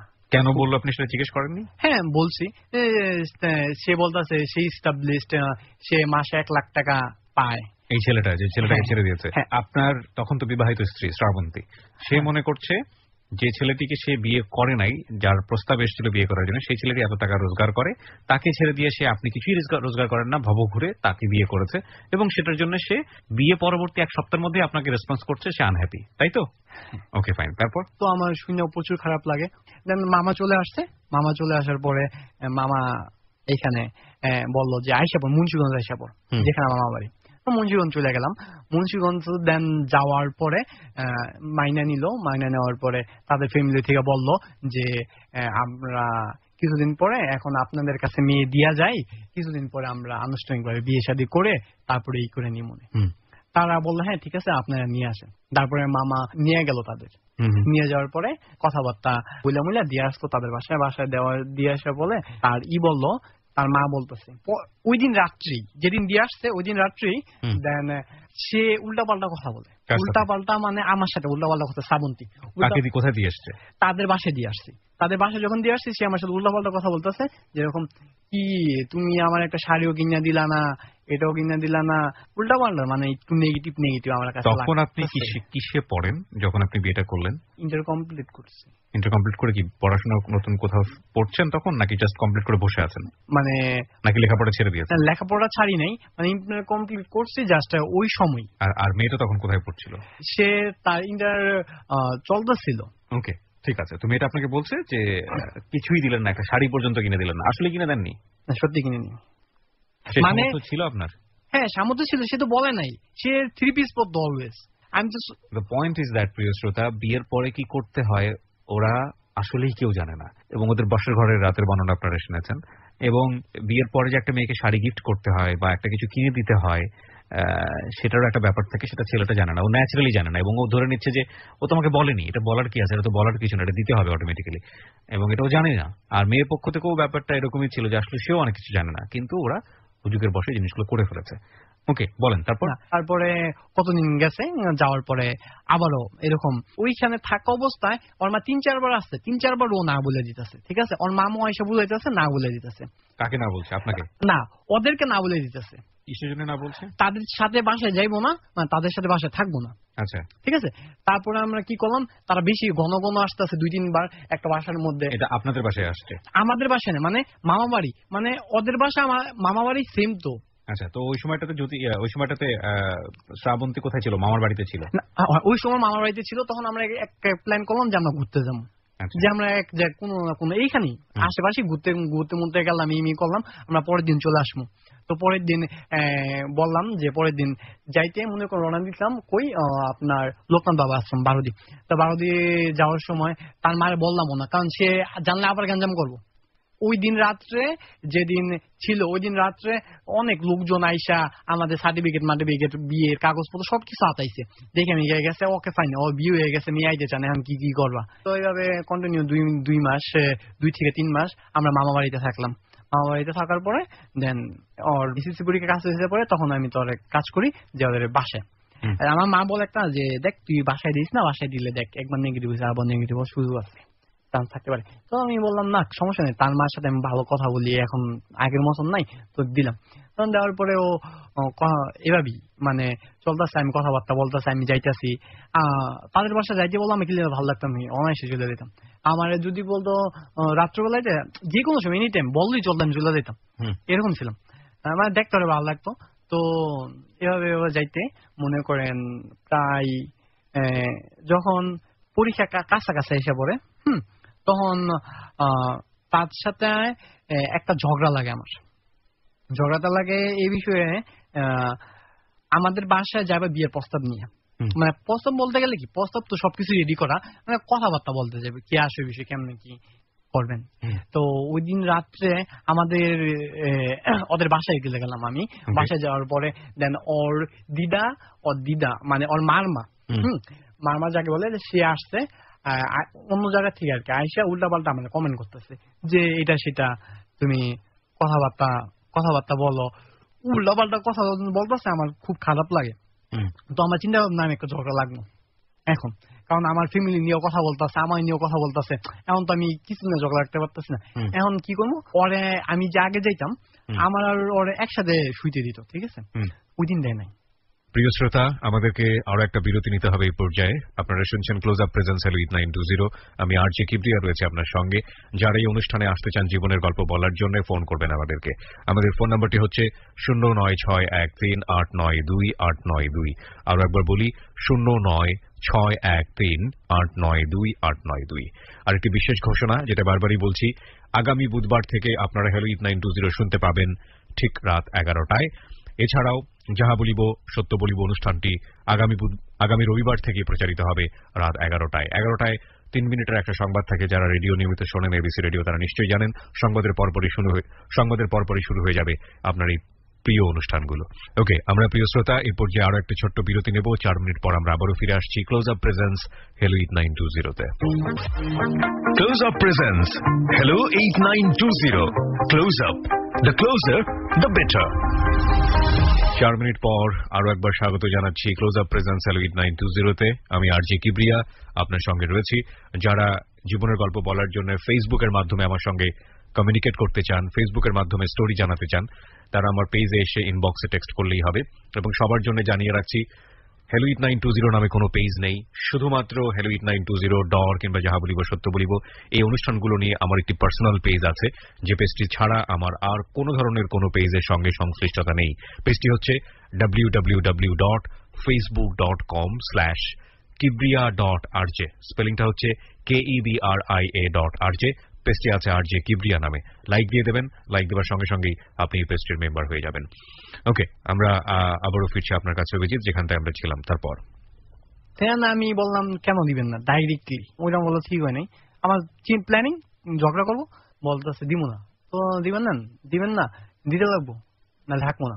থাকবো না, যাও যাও আমার বললো। যাবো না, ঠিক আছে আমি চলে গেলাম। ওইখানে রাত্র মনে প্রায় 1টা থেকে 1টা বাজে আমি বাইরে হয়ে গেলাম বাসা থেকে, তাদের ঝগড়া করে। তো বাসা থেকে বাইরে কই থাকলাম, আমি কোনো রিস্কা পাইলাম না, হাইটে পাগল। তখন আপনার বউ কি করছিল? সে কিছু বলতেছিল না। শ্রাবন্তী কিছু বলে না? ওকে, ঠিক আছে। তারপর দেন চলে আসলাম স্টেশন রোড, প্রায় অনেক দূরে হাইটে আসলাম। ওইখানে রুম ভাড়া নিলাম, থাকলাম। দেন ওইখান থেকে আমাদের ঝগড়া স্টার্টিং শুরু হয়ে গেছে। তো তার পরের দিন যাবে না আমাদের বাসায়, ছেলে ভালো না, ছেলে উল্টাপাল্টা করছে, যাবে না কেন যাবে না, এই সমস্যা। তো সমস্যার কথা বললো, সমস্যার কথা বলার পরে সে তাদের সাথে ফোন দিলে ফোনে যোগাযোগ করে না, কোনো কিছু করে না। সে আমার কিছুদিন পরে কাজ কি করলো, আমার ডিভোর্স লেটার পাঠিয়ে দিল। 3 মাস থাকার পরে আমার ওখানে থাকলো, ওই মানে 3 মাস আমার সাথে থাকছে, থাকার পরে বিয়ের 3 মাসের মাথায় আপনাকে ডিভোর্স লেটার পাঠিয়ে দিল। হ্যাঁ, ওকে। মানে ফার্স্টে যে আমার কোর্ট মিস করছি, ওই 3 মাস পরে আমার ডিভোর্স লেটার পাঠাইছে। তারপর ডিভোর্স লেটার পাঠাইছে, আমি তো খুবই ভেঙে বসছি, খুবই কান্নাকাটি শুরু করছি, এটা সেটা কিভাবে পাবো, এটা সেটা। আমার ফ্রেন্ড সার্কেল ওই করলাম, কনভিন্স করার চিন্তা ভাবনা করলাম, পারি না, কোনোভাবেই পারি না। তার সাথে কোনো যোগাযোগ করতেছিলাম না আমি। আমার একটা খুবই খারাপ সাইড বলেন, ভালো সাইড বলেন, ইন্টার কন মেট্রিক কন প্রশ্ন আউট করানোর সম্ভাবনা, আমি পারি প্রশ্ন আউট করতে। আমি ওরা প্রশ্ন আউট করে দিতাম, ও পড়তো না, মানে উইটি হইতো। 2-3টা প্রশ্ন দিয়েছিলাম, আইছিল, ঠিক আছে। তো আসছিল পরে যেন পড়ে নাই, আমার সাথে কথাবার্তা বলে না, আমার সাথে উল্টা পাল্টা কথা বলে। আমি তখন থ্রেট দেওয়া শুরু করি, দিবেন না, এখন দিবেন না, থাক কোনো সমস্যা নাই, দেখি ডিভোর্স পেপার তো পাঠিয়ে দিয়েছে আপনাকে। হ্যাঁ, তখন আপনি উল্টোপাল্টা থ্রেট দেন কি হিসেবে, আমি তো বুঝলাম না। ডিভোর্স লেটার পাঠাই দিছে, তো পাঠাইলে সমস্যা, আমার কথা হচ্ছে ডিভোর্স লেটার দিছে, কোনো সমস্যা নাই, পরবর্তীতে যদি কনভিন্স করতে পারে পরবর্তীতে হয়ে যাবে। আপনি চিন্তা করতেন যে এরপরও আপনি ওকে ফিরিয়ে নিয়ে আসবেন? হ্যাঁ, পরবর্তীতে ফিরিয়ে নিয়ে আসবো। তো আমি যখন এভাবে কথাবার্তা বলি, তার খারাপ বিহেভ করে, আমি একটা কাজ করি, আমার একটা ফ্রেন্ড আছে সাগর, তো ওর আমি বললাম দোস্ত এমন এমন ব্যাপার, এমন এমন কাহিনী, তো তারে সে গেল ওইখানে, ইনি বলার পরে আবার সবকিছু ঠিকঠাক হয়ে গেল। সবকিছু ঠিকঠাক হয়ে যাওয়ার পরে এখন মনে করেন সবকিছু ঠিকঠাক হয়ে গেল মানে আবার তাদের বাসায় আমি কন্টিনিউ যাওয়া আসা করতেছি, আবার আমাদের একসাথে থাকতে দেয়, ঠিক আছে। ওর বাসা থেকে থাকতে দিল আপনাকে? হ্যাঁ, মাঝখান ওর কি হয়ে গেল, ওর টিবি রোগ হয়ে গেছে। সো টিবি রোগ হয়ে যাওয়ার পরে আমার বলতেছে যে ওর টিবি হয়েছে, এই মেয়ে হয়েছে, তো অনেক প্রবলেম, ঠিক আছে। তো যখন বলছে যে টিবি রোগ হয়েছে, তো সমস্যা নেই, টিবি রোগ হয়েছে, টিবি রোগের একটা কাহিনী আছে। টিবি রোগের কাহিনী হলো একসাথে যদি কেউ খাইতে বসে, হ্যাঁ, যদি কেউ খাইতে বসে প্লাস তার সাথে কেউ ঘুমায়, তার মাস্ট বি টিবি হবে, ডাক্তার বলে, ঠিক আছে। তো ওইখানে আমি বাসায় গেছি, ওর সাথে কথাবার্তা বলতেছি, ওর সাথে আমি তখন আগে কোনো সময় একসাথে খাইনি, ওই দিন আমি একসাথে খাইছি। এটা আপনি জানার পরেও? জানার পর আমি খাইছি। না, যখন আপনাকে থাকতে দিচ্ছে ওর সঙ্গে এই অবস্থায়, তখন তো আপনারা আর বিবাহিত নন, ডিভোর্স হয়ে গেছে আপনাদের মধ্যে, তারপরও ফ্যামিলি থেকে আপনাদেরকে স্বামী স্ত্রীর মতো থাকতে দিচ্ছে? কেন দিল বলতে পারবো না। মেয়েটা তখন রাজি ছিল? হ্যাঁ, মেয়ে রাজি, মেয়ের ফ্যামিলি রাজি। তাহলে ডিভোর্সটাই বা কেন হলো? ডিভোর্স হয়েছে, তো ডিভোর্স ছিঁড়ে ফেলছে, আগুনে পুড়ি মুড়ি ফেলছে সব। কে ফেলেছে? আপনি ফেলেছেন না এরা ফেলেছে? আমারটা যখন দিছে তখন একটা তো আমি আমার মায়ের পাইছিল, ওইটা রাইখে দিছে, আর তাদের বাসা থেকে যেটা দিছে ওইটা পুড়ে মুড়ে ফেলছে, আর আমারটাতে তো রাইখে দিছে, ওটা তো আমি সিগনেচার করি নাই। আমার প্ল্যানিং হলো এখন কি করবো, তার ফ্যামিলি আবার গেছে আমাদের ফ্যামিলির কাছে যাওয়ার পরে বলতেছে যে এরকম, আবার তারা আমার ফ্যামিলি বললো যে দেখেন যে আমরা যদি বরযাত্রী যাই, আমাদের ঢাকার হলো আত্মীয় স্বজন অনেক, ঠিক আছে, আত্মীয়-স্বজন অনেক, প্রায় 200 থেকে 300 বরযাত্রী হয়ে যাবে। একটা কাজ করেন, আপনি মেয়েরে আমরা তুলে এনে বিয়ে করাই দিই এখানে, দেন আপনারা 50,000 টাকা 1.5 বই স্বর্ণের মতো রাজি হয় তারা। মানে আলটিমেটলি সেকেন্ড টাইম আপনাদের ফ্যামিলিগত ভাবে আপনাদের বিয়েটা দেওয়া হলো, তাই তো? হ্যাঁ, ওকে, বিয়ে হয়ে গেল। বিয়ে হওয়ার পরে কিন্তু তার শর্ত ছিল টিবি রোগটা বলতে পারবে না, জানার সমস্যা আমি বলিনি কোনো সময়। মানে আপনার ফ্যামিলিতে জানাতে পারবে না যে মেয়েটা টিবি রোগ হয়েছে? আমি কোনো সময় বলিনি। আচ্ছা। তো মাঝখানে আমি আবার ফার্মেসিক্যাল কোর্স করছিলাম কমপ্লিট। তো আমি একদিন অবশ্য বাসা থেকে বের হয়েছিলাম একটা দরকারি কাজে, কল্যাণপুর আছে মামার বাসায়। তো ও আমার বলতেছে যে তুমি আজকে রাত্রে বাসায় আসতে লাগবো। আমি বলছি দেখো আমি আজকে রাত্রে আসতে পারবো না, আমি তো প্রবলেম আছে, মামা থাকতে বলছে, মাস্টার বি থাকতে লাগবে। সে বলতেছে আসতে লাগবে, না আসলে আমি উল্টা পাল্টা করবো। উল্টা পাল্টা কি করবা? আমি ডায়ের বাবা, আমি তো দূরে কোথাও জানি, আমি তো সামনে এদিকে, তো আমি তো কালকে সকালে আসবো। সে কি করলো, ওই দিন রাত্রে হাত মাত কাটে ফেলো, শুধু অযথা শ্রাবন্তী। এরকম হাত কাটা কি প্রথম নাকি এর আগে? ফার্স্টে। আচ্ছা, ফার্স্ট আমি গেলাম, যাওয়ার পরে দেখলাম ফার্স্ট টাইম আগে আমাদের ড্রয়িং রুম যেটা, ওইখানে নিলাম, নিয়ে আগে দরজাটা লাগাইলাম, ঠাস করে একটা চটকানা দিয়েছে, ফার্স্ট হাত তুললাম, অনেক জুড়ে দিচ্ছে চটকানাটা। তারপরে অনেক খারাপ লাগতেছিল, হাত কাটছে, মানে প্রচুর কষ্ট লাগতেছিল। যখন আমার কষ্ট লাগতেছিল তখন বললাম এই উল্টা পাল্টা কাম করো গিল্লিগা। তারপরে হাত ব্যান্ডেজ করে দিলাম, কানলাম অনেক।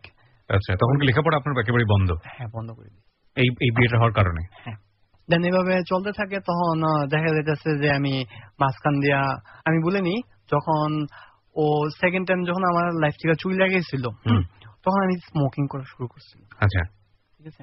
তো আমি স্মোকিং মাঝে মাঝে করতাম। স্মোকিং যখন করতাম ও ধরতে পারতো না, মাঝে মাঝে করতাম। যখন মাঝখান দিয়ে ব্যবসাটা খুব ভালো চলছিল, মাঝখান দিয়ে একটু ডাউন খাইছিল। কারণ হলো আমি আমার ফ্রেন্ড সার্কেল এর বসে, আমার ফ্রেন্ড সার্কেল বলতো দেখ দোস্ত, তুই তো বিয়ে শাদী করছ, নতুন একটা জিনিস আসছে, তুই জীবনে খাস নাই, এটা খাইলে অনেক ভাল লাগবো। ভাল লাগবো মানে কি, খাইলে মানে রাত্রে খুবই ভাল লাগবে। আচ্ছা, ঠিক আছে। তো বললাম আচ্ছা ঠিক আছে, খামু। তো ওই দিন রাত্রে আমি ফার্স্ট যাকে বলি ইয়াবা খাইছিলাম। ফার্স্ট ফ্রেন্ড সার্কেলে আমি খাইলাম, ফার্স্টে কিছু বুঝি নাই। তো গেলাম মোটামুটি, কি খাওয়াইছি কিছু বুঝলাম না। কয়েকদিন খেলে বুঝবি না, 2-3 দিন খাইতে লাগবো। তো মাঝখান দিয়ে আমি খাইলাম, খাওয়ার পরে হ্যাঁ দেখি না ভালোই লাগে। মাঝে মাঝে যখন আমি ওর সাথে কিছু করার চিন্তা ভাবনা থাকতো, মেন্টালি থাকতো, মাঝে মাঝে আমি খাইতাম। আমার ফার্স্ট। এটা খাওয়ার পরে আমার ফ্রেন্ড সার্কেল বাইরে গেছে, ব্যবসা আস্তে আস্তে একটু ডাউনের পথে চলে গেছে। ব্যবসা ডাউনের পথে চলে গেছে। আর এর মাঝখানে আমি 40,000 টাকার মাল আমার চুরি হয়ে গেছে। আচ্ছা, চুরি হয়ে গেছে, আবার ঢুকছি এই খারাপ নেশায়, দেখা গেছে আমার পকেটে 1,000 টাকা যাইতেছে। নেশা করা শুরু করলেন, বিজনেস লস, সংসারের অবস্থা ভালো না, সবকিছু মিলিয়ে এই হচ্ছে আপনার অবস্থা। হ্যাঁ বলেন, তারপর? দেন তারপরে একটা কাজ করলো যে আমার মায়ের বললো যে ও একটা টিউশনই করুক আপাতত, মানে আপনার বউ? হ্যাঁ। তা আমি প্রথম রাজি হই নাই, অনেক কি করছে আমাকে না, তুমি টিউশন করা দরকার। তখন কি ওর লোকটা ভালো হয়ে গেছে? টিভিটা কি ভালো হয়েছে? হ্যাঁ, টিভিটা ভালো হয়ে গেছে, টেস্ট করাইছে। তো ও বলতেছে টিউশনে, ও আগেও আমি তো আগে টিউশন করাইছি, করাইছি, টিউশন করে আমি লেখাপড়া চালাইতাম, তো সমস্যা নেই করি। তখন কি লেখাপড়া করছে? না, ও লেখাপড়া বাদ দিয়ে দিছে। আমি বিয়ের পরে ওকে লেখাপড়া বাদ দিয়ে দিয়েছেন? ওকে লেখাপড়া বাদ দিয়ে দিছি, ওরে ভর্তি করাই দিব মার সামনে, মানে 1 বছর গ্যাপ গেছে মাঝখান দেয়া, তো ওরে সামনে ভর্তি করাই দিব, ও আর আমি একসাথে ভর্তি হবো প্ল্যান। ওকে ওকে। দেন ও মাঝখান দিয়ে আর কি টিউশন যখন করতেছিল, তখন 5 দিন যায়, ওদিন আমি জানি না, 2-3 দিন এভাবে চলে গেছে। আমি জিজ্ঞাসা করলাম তুমি কই যাও এই টাইম, এই টু এই টাইম টিউশন করতেছে। আমি করো, আচ্ছা করতে থাকো, সমস্যা নাই। আমার খুবই খারাপ লাগে, কারণ নিজের বউ মনে করে না কোনো কাজ করামো, পড়াইতেছে প্লাস স্কুলে নিছে। তো 1 মাস চলে গেল, আমি কিরকম লাগে, ভালো লাগে? বলতেছে হ্যাঁ মোটামুটি ভালোই লাগে, খারাপ লাগে না। তো কয় স্টুডেন্ট আছে, ভালোই লাগে। আমি কি ভালো লাগলে তো ভালোই করো, আর না ভালো লাগলে কম না কোনো, তুমিও চাকরি নাও। আমি না দেখো শোনা, আমি এদিকে চাকরি করবো না, কারণ আমি খুবই ঘুমাইতে পছন্দ করি, আমি ছোটবেলা থেকে অনেক ঘুমাইতে পছন্দ করি। তো আমি যখন ঘুমাইতে আমি করবো না, তো আমার এটি ভালো লাগে না, আমার দ্বারা সম্ভব না এটা, আমি তো জানি আমার দ্বারা কি সম্ভব না। তো এভাবে চলতেছিল। পরে ও বলতেছে যে আমার ভাল লাগে না, আমি চলে যাবো এখান থেকে, আর থাকবো না তোমার সাথে। কিসের জন্য থাকবো না? ও সারাদিন কাজ করে, সারাদিন বলতে ঘরে যাবতীয় যত কিছু কাজ আছে ও কাজ করে, ওর কাজ করতে ভালো লাগে না। বিয়ে 3 বছর পার হয়ে গেছে। 3 বছর পরের ঘটনা এটা? হ্যাঁ। ওকে। বিয়ে 3 বছর পার হয়ে গেছে, দেন ও চলে যাইবো। তখন কি ওকে ভর্তি করতে পেরেছেন, লেখাপড়ায় ভর্তি করতে পেরেছেন, নাকি তখন তিনি লেখাপড়া ছেড়ে দিয়েছে পুরোপুরি? পুরোপুরি ছাড়ে না, আমি আর ও মানে আমরা তো 1 বছর থাকলাম মুন্সিগঞ্জ, মানে ভর্তি করেন নাই? হ্যাঁ, আপনিও পড়াশোনা ছেড়ে দিয়েছেন, ও ছেড়ে দিয়েছে? ও ছেড়ে দিয়েছে। আচ্ছা, তারপরে চলে যাবে। হ্যাঁ, তো ভালো কথা, চলে যাইবা। আমি অনেক কান্না করতেছি, বুঝাই দিই না আমি অনেক কান্না করতেছি। তো ও বলে থাক, কিছুদিনই তো পাইবা, তারপর তো চলে যাবো। কিন্তু আমি ওরে বললাম তুমি যে চলে যাইবা, তোমার মাথার মধ্যে বুদ্ধি আছে, যাইবা কেমনে, মানে কেমনে যাইবা, হাউ টু বি পসিবল? কোনো সময় সম্ভব না, কারণ আমার ফ্যামিলি আছে, তোমার ফ্যামিলি আছে, ছাইড়া দিব এত সারা তো সম্ভব না। তোমার একটা ভালো একটা বুদ্ধি। কি বুদ্ধি? মানে আপনি কি অন্তর থেকে চাইতেন যে সে চলে যাক? না, আমি অন্তর থেকে চাইতাম না, মন থেকে চাইতাম না, কিন্তু ও যে কষ্টে আছে আমার এইগুলো ভালো লাগতেছে না। ও যে কষ্ট, আমি চাইতেছি ও অন্য জায়গায় যাক, বাট হ্যাপি থাক, সামহাউ ও হ্যাপি হোক। আমার কষ্ট হলো ও হ্যাপি হোক, ও হ্যাপি হোক। আমার কষ্ট হইতেছে, আমি তো ওর সাথে পারতে পারবো না, আমি তো বুঝতেছি আমি ওর সাথে এক মুহূর্ত থাকতে পারবো না। তো আপনি তাকে ওকে বললেন যে ফ্যামিলিতে গিয়ে বলবা যে ছেলের এরকম চরিত্র খারাপ, এটা খারাপ, ওটা খারাপ, এটা বললে তোমাকে যেন জায়গা দেয়, তাই তো? না, এটা তুমি ফার্স্ট টাইম বলবা, বলার পরে আমার ফ্যামিলির উপরে দোষ দিবে না, ফ্যামিলির উপরে দোষ দিলে আবার তারা ফ্যামিলির সাথে কন্ট্যাক্ট করবো, ফ্যামিলির সাথে কন্ট্যাক্ট করলে আমার মার সামনে তুমি দাঁড়ায় বলতে পারবা, কারণ আমার মায় 15 বছর নিরামিষ খেয়েছে। নিরামিষ বলতে গেলে কি মাছ মাংস এইসব কিচ্ছু খায়নি, খুবই ঠাকুর ভক্ত। তার এইভাবে পারবা না, এভাবে কোনো মতেই সম্ভব না। নিজের পায়ে নিজে কুড়াল দেওয়া শুরু করলাম, চিন্তা করছি ও বাসায় যাইবো, বাসায় যাইবো করতেছে। যাক, আমি তো এদিকে লস খাইছি ব্যবসায়, আমি তো একটু উল্টা পাল্টার ভিতরে ঢুকছি, ঠিক আছে? ঢোকার পরে কি করবো এখন এদিকটা যাইবো, এদিকটা আমি ফ্যামিলিতে সবকিছু বলে দিব, আর এদিক দিয়ে সুন্দর করে বুঝে নিয়ে আসবো সবকিছু পাঠ, কারণ ওইসব জানলে আবার আমার লগে সমস্যা করবে, এই করবে সেই করবো। আমি বুঝি নাই, ফ্যামিলিকে বলে দিবেন মানে কি বলবেন? আমার ফ্যামিলিকে বলবো যে আমার ব্যবসায় লস খাইছে, এটা করছি, আমি ফ্যামিলিরে খুব সুন্দরলি ভাবে বলে আমি ব্যবসায় লস করছি, প্লাস আমার বউ আসতে যাইতেছে না, এখন পরবর্তীতে আমি ওরে বুঝে নিয়ে আসতে করতে পারবো। আমার মাথার মধ্যে ছিল এটা প্ল্যান, ওকে, ঠিক আছে? আমি এই জন্য ওরে এগুলো বুঝাইছি, বুঝানোর পরে দেন ও চলে গেছে। চলে যাওয়ার পরে ও আমার সাথে কথাবার্তা বলতেছে, আমি ওর মারে বললাম দেখেন ও তো চলে আসছে একবারের জন্য, কয় আরে কি ফাইজিং করে, এটা আওয়াজ দেখবা যাইবো, দেখো না ও আইলে ইমুন করে, 2-3 বার করছে না, গেছে না, সমস্যা নেই, এগুলো কন্টিনিউ করে। বুঝতে পারছি সম্পর্কের মধ্যে খুবই টানাপোড়েন চলছিল, কিন্তু কি হলো, সে কি আপনার সংসারে ফিরে আসলো, নাকি ওখান থেকে সে অন্য কোনো কিছু চিন্তা করতেছে তার বাবার বাড়িতে থাকা অবস্থায়, যেভাবে আপনি তাকে পাঠিয়ে দিলেন? সে ওই দিন কি করলো, ওই দিন সে শাঁখা সিঁদুর সবকিছু ভেঙে ফেললো, ওই দিনই, ওই দিন ওই ঘটনার পরে সে শাখা শুধু সবকিছু ভেঙে গেল, ও আমার কাছে আসবে না, সবকিছু কমপ্লিট, সে আমার কাছে আসবে না, সে কিছু করবে না। সো আর মারে ওই দিন বললো যে ওইটা করে এটা করে এটা করে, আমি শিখিয়ে দিয়েছিলাম সবকিছু টেকনিক্যালি অ্যাপ্লাই করলো। সে আরো 1-2 বার আগে শাখা সিঁদুর খুলছে, এমন ভাঙছে, বলতাম না যখন চলে যেতাম তখন তার আমার সাথে কোনো যোগাযোগ নাই। তখন তার মা আমার কাছে ফোন দিল যে তোমার বলছিলাম না ওদিন থাকলে তো কিছু হইতো না, যে শাখা শুধু ভেঙে ফেলতো, তোমার তো সংসার করবো না। আমি কি ছেলে খেলা নাকি সংসার করবো না, এটা সেটা না, সংসার করবো না। আবার কি হলো, সে আমার সাথে কোনো যোগাযোগ নাই, কোনো নাই, তাদের সাথে ফোন দিলে কোনো রেসপন্স নাই, কোনো কিছু নাই, ফ্যামিলি থেকে রেসপন্স, তার থেকে কোনো রেসপন্স নাই। পরবর্তীতে কি হলো যে আমার একদিন তার মা বলতেছে প্লাস ও বলতেছে যে তুমি যদি আমাদের এইখানে একটা বাড়ি করতে পারো, প্লাস কি করতে পারো, মানে একটা বাড়ি করতে পারো টঙ্গীর মধ্যে, তাহলে তোমার কাছে আমি আসবো না। তা আমি বললাম যে টঙ্গীর মধ্যে আমি বাড়ি করবো কিভাবে, দেখো যে এইখানে যদি আমি বাড়ি করি আমার তাহলে ডাকাতি করতে লাগবো, তাও আমার সময় যে 6 মাস, 6 মাসের মধ্যে ইম্পসিবল। তো সে বলল না, 6 মাসের ভিতরে পারলে পারলাম, না পারলে নাই, আমি তোমার জন্য ওয়েট করতে পারবো না। সে আমি বললাম ঠিক আছে আমি ট্রাই করবো, তাও দেখো আমি কি করি। তো কিছুদিন পরে দেখা গেল মোবাইল থেকে 2000 টাকা কে জানি ফেক ভাবে নিয়ে গেল। ফেক ভাবে যখন নিয়ে যায়, দেন তারপরে আমার ও ফোন দিল কে তুমি এই কাজটা করছো, যে তুমি এই টাকাটা মনে হয় ফেক ভাবে তুমি আমার কাছ থেকে নিয়ে গেছো। তো যখন বললো যে ফেক ভাবে নিয়ে গেছো, আমি বললাম না তোমার কাছ থেকে গিলিয়া টাকা নিও, তোমার কাছ থেকে আমি টাকা নিয়ে কি না, আমি সত্যি আমি টাকা নিই, তুমি যেটা সত্যি এটাই বলছি। তো পরবর্তীতে কয় এটা আমার ভর্তির টাকা ছিল, আমি ডিগ্রিতে ভর্তি হইতাম 3,500 টাকা লাগবে, তো আমি কবে লাগবো, বললো যে আর 10-15 দিন সময় আছে। আমি ঠিক আছে ওকে। তো 10-15 দিনের ভিতরে আমি কি করলাম, আমি কষ্ট করছি মনে করেন রাজমিস্ত্রির কাজ প্লাস ইমি আছে না, ওইভাবে ওইখানে বাসা থেকে অনেক দূরে যেয়ে করতাম এইসব কাজগুলো। আমি আপনি টাকাটা জোগাড় করে দিলেন? হ্যাঁ। ওকে, তারপর টাকা যখন আমি এইভাবে জোগাড় করে দিছি, তার মার কাছে বললাম যে দেখেন আমি 3,500 টাকা পাঠিয়ে দিচ্ছি, পাঠাই দিছি। পাঠিয়ে দেওয়ার পর আবার সে যোগাযোগ করা শুরু করলো আমার সাথে, সে যোগাযোগ করতেছে, তার ফ্যামিলি সবাই আমার সাথে যোগাযোগ করতেছে, ইমেল করতেছে। তো 14 ফেব্রুয়ারি 2016 সালের 14 ফেব্রুয়ারি 2016 সালের 14 ফেব্রুয়ারির মধ্যে তার সাথে আমি তাকে অনেক বুঝাইছি যে দেখো তুমি যদি আমার ছাইরা যাও কি হবে। এখন একটা জিনিস বুঝো, আমার বেবি হবে, তোমার বেবি হবে, তোমার বেবিরে কি বলবে, আমার মা 2টা বিয়ে করছে, আমার ফাদার 2টা বিয়ে করছে, এটাই তো বলবো।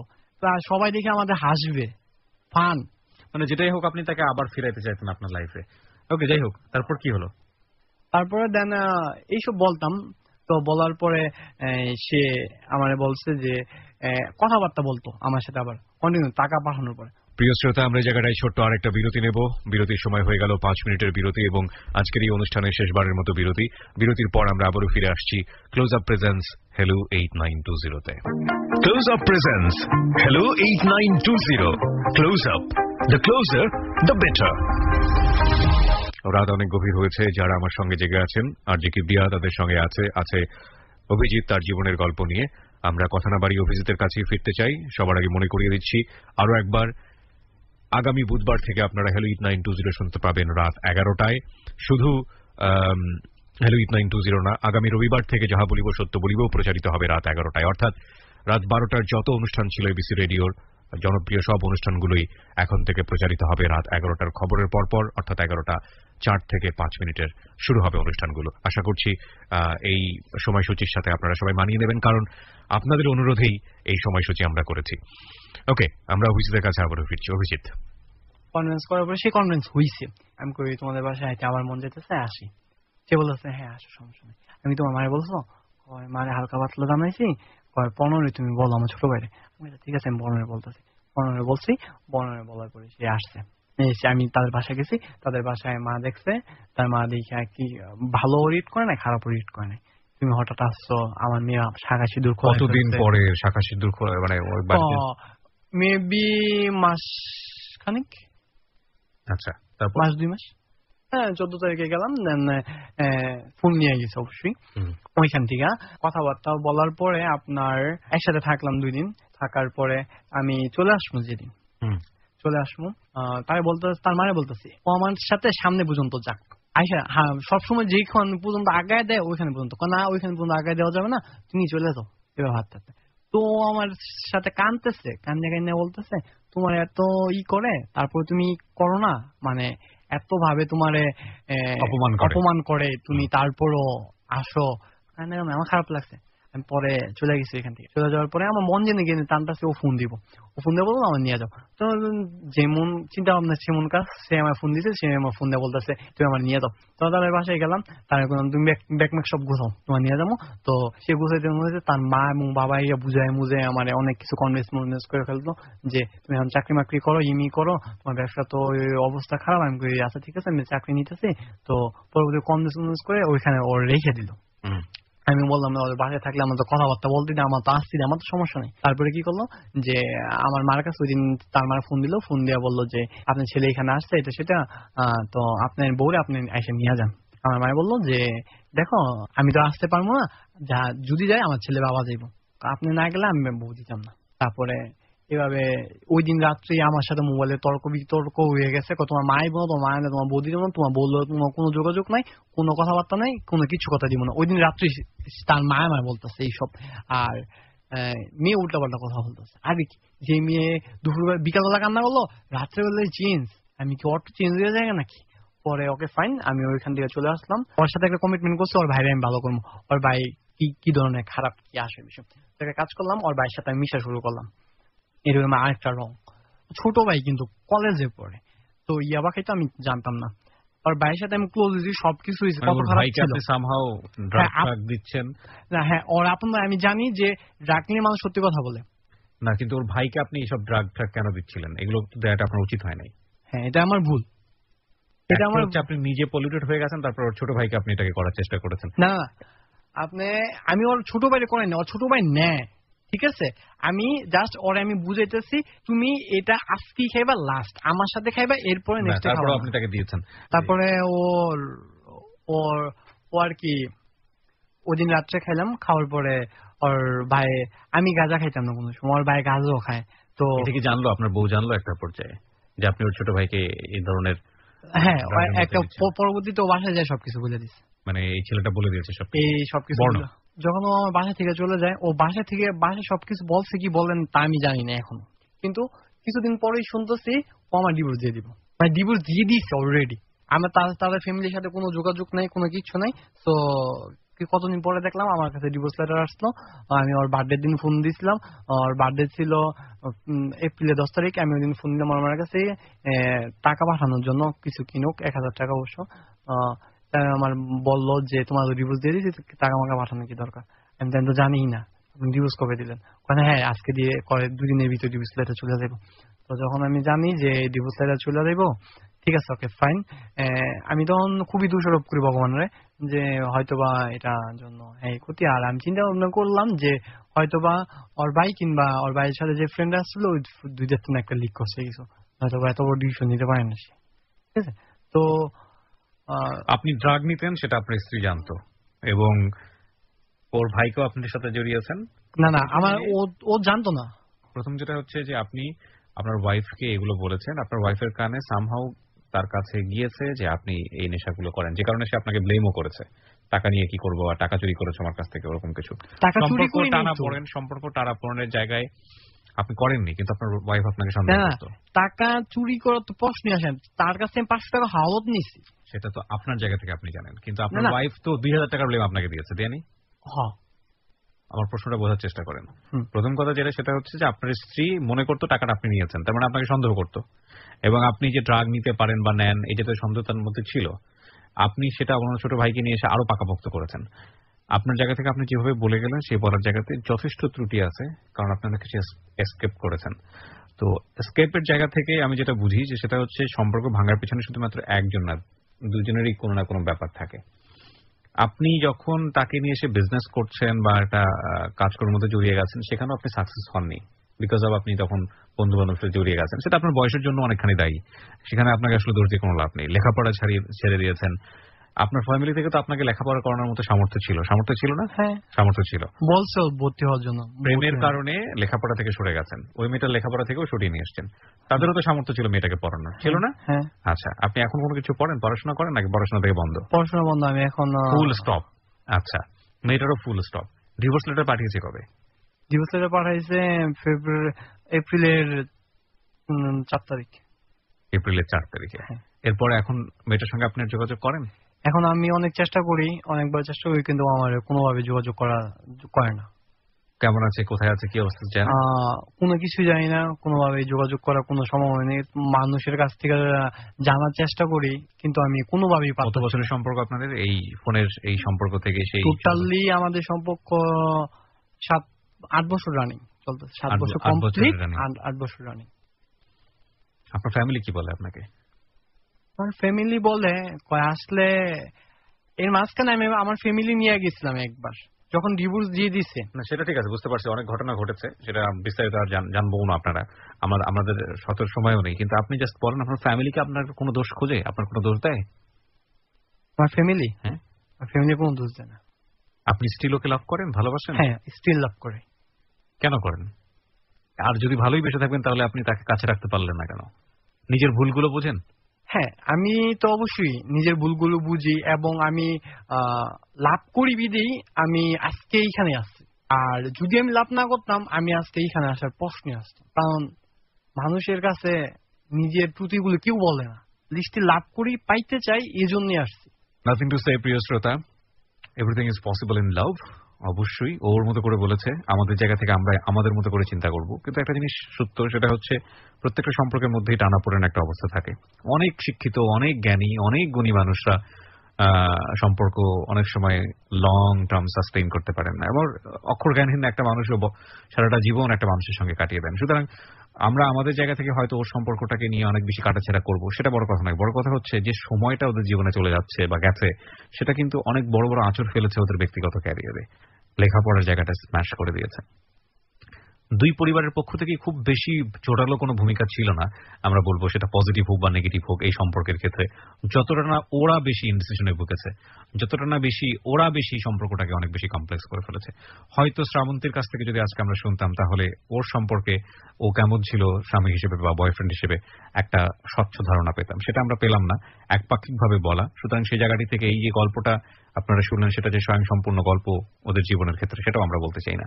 কিন্তু যেটাই হোক না কেন, দুজনের জীবনে ক্ষতি হয়েছে। আমরা শুধু একটা কথাই বলতে চেয়েছি আজকের এই হ্যালো 8920-তে, যে সম্পর্ক যেভাবেই শুরু হোক না কেন, সম্পর্কটাকে চর্চা করা নিজের ক্যারিয়ারকে ক্ষতি করে, নিজের লেখাপড়াকে ক্ষতি করে, কিংবা নিজের অস্তিত্বকে ক্ষতি করে, এটা কখনোই ওয়াইজ কোনো ডিসিশন না। কারণ অনুভূতি এক একটা বয়সে এক এক রকমের। ও টিনেজের লাভটাকে সারাটা জীবন জুড়ে খুঁজে পাবে না যখন টিনেজ সময়টা পার হয়ে যাবে। সুতরাং টিনেজে এমন কোনো ক্ষতি নিজের ক্যারিয়ারের জন্য বা লেখাপড়াতে বা নিজের ভবিষ্যতের জন্য এমন কোনো ছাপ ফেলা উচিত নয় যেটা সারাটা জীবন ধরে রান করতে হবে। এই প্রশ্নটা আজকের এই হ্যালো 8920 শুনে যদি আপনার মনের মধ্যে জন্ম হয়ে থাকে, তাহলে আমরা বলতে পারবো কিছুটা হলেও আমরা সার্থক। কিছু বলার আছে শ্রাবন্তীর জন্য? হ্যাঁ, অবশ্যই বলার আছে। আমি তোমার অনেক লাভ করি, প্রচুর লাভ করি, তোমার ছাড়া আমি বাঁচবো না। আমি ইদানিংও 2বার সুইসাইড করতে গেছি, কেউ জানে না, আমার ফ্যামিলিও জানে না। আর ভগবানের কাছে একটাই সবসময় প্রে করি যে হয়তোবা তুমি আমার পাওয়ায় দাও, নয়তোবা তুমি আমারে হয়তোবা গাড়ির তোলে কিংবা যে কোনো ভাবে নিয়ে আনো তোমার কাছে। আর কি বলবো, দর্শক দেখতে বলে বলতে চাই যে তারা যেন আমার জন্য একটু প্রে করে।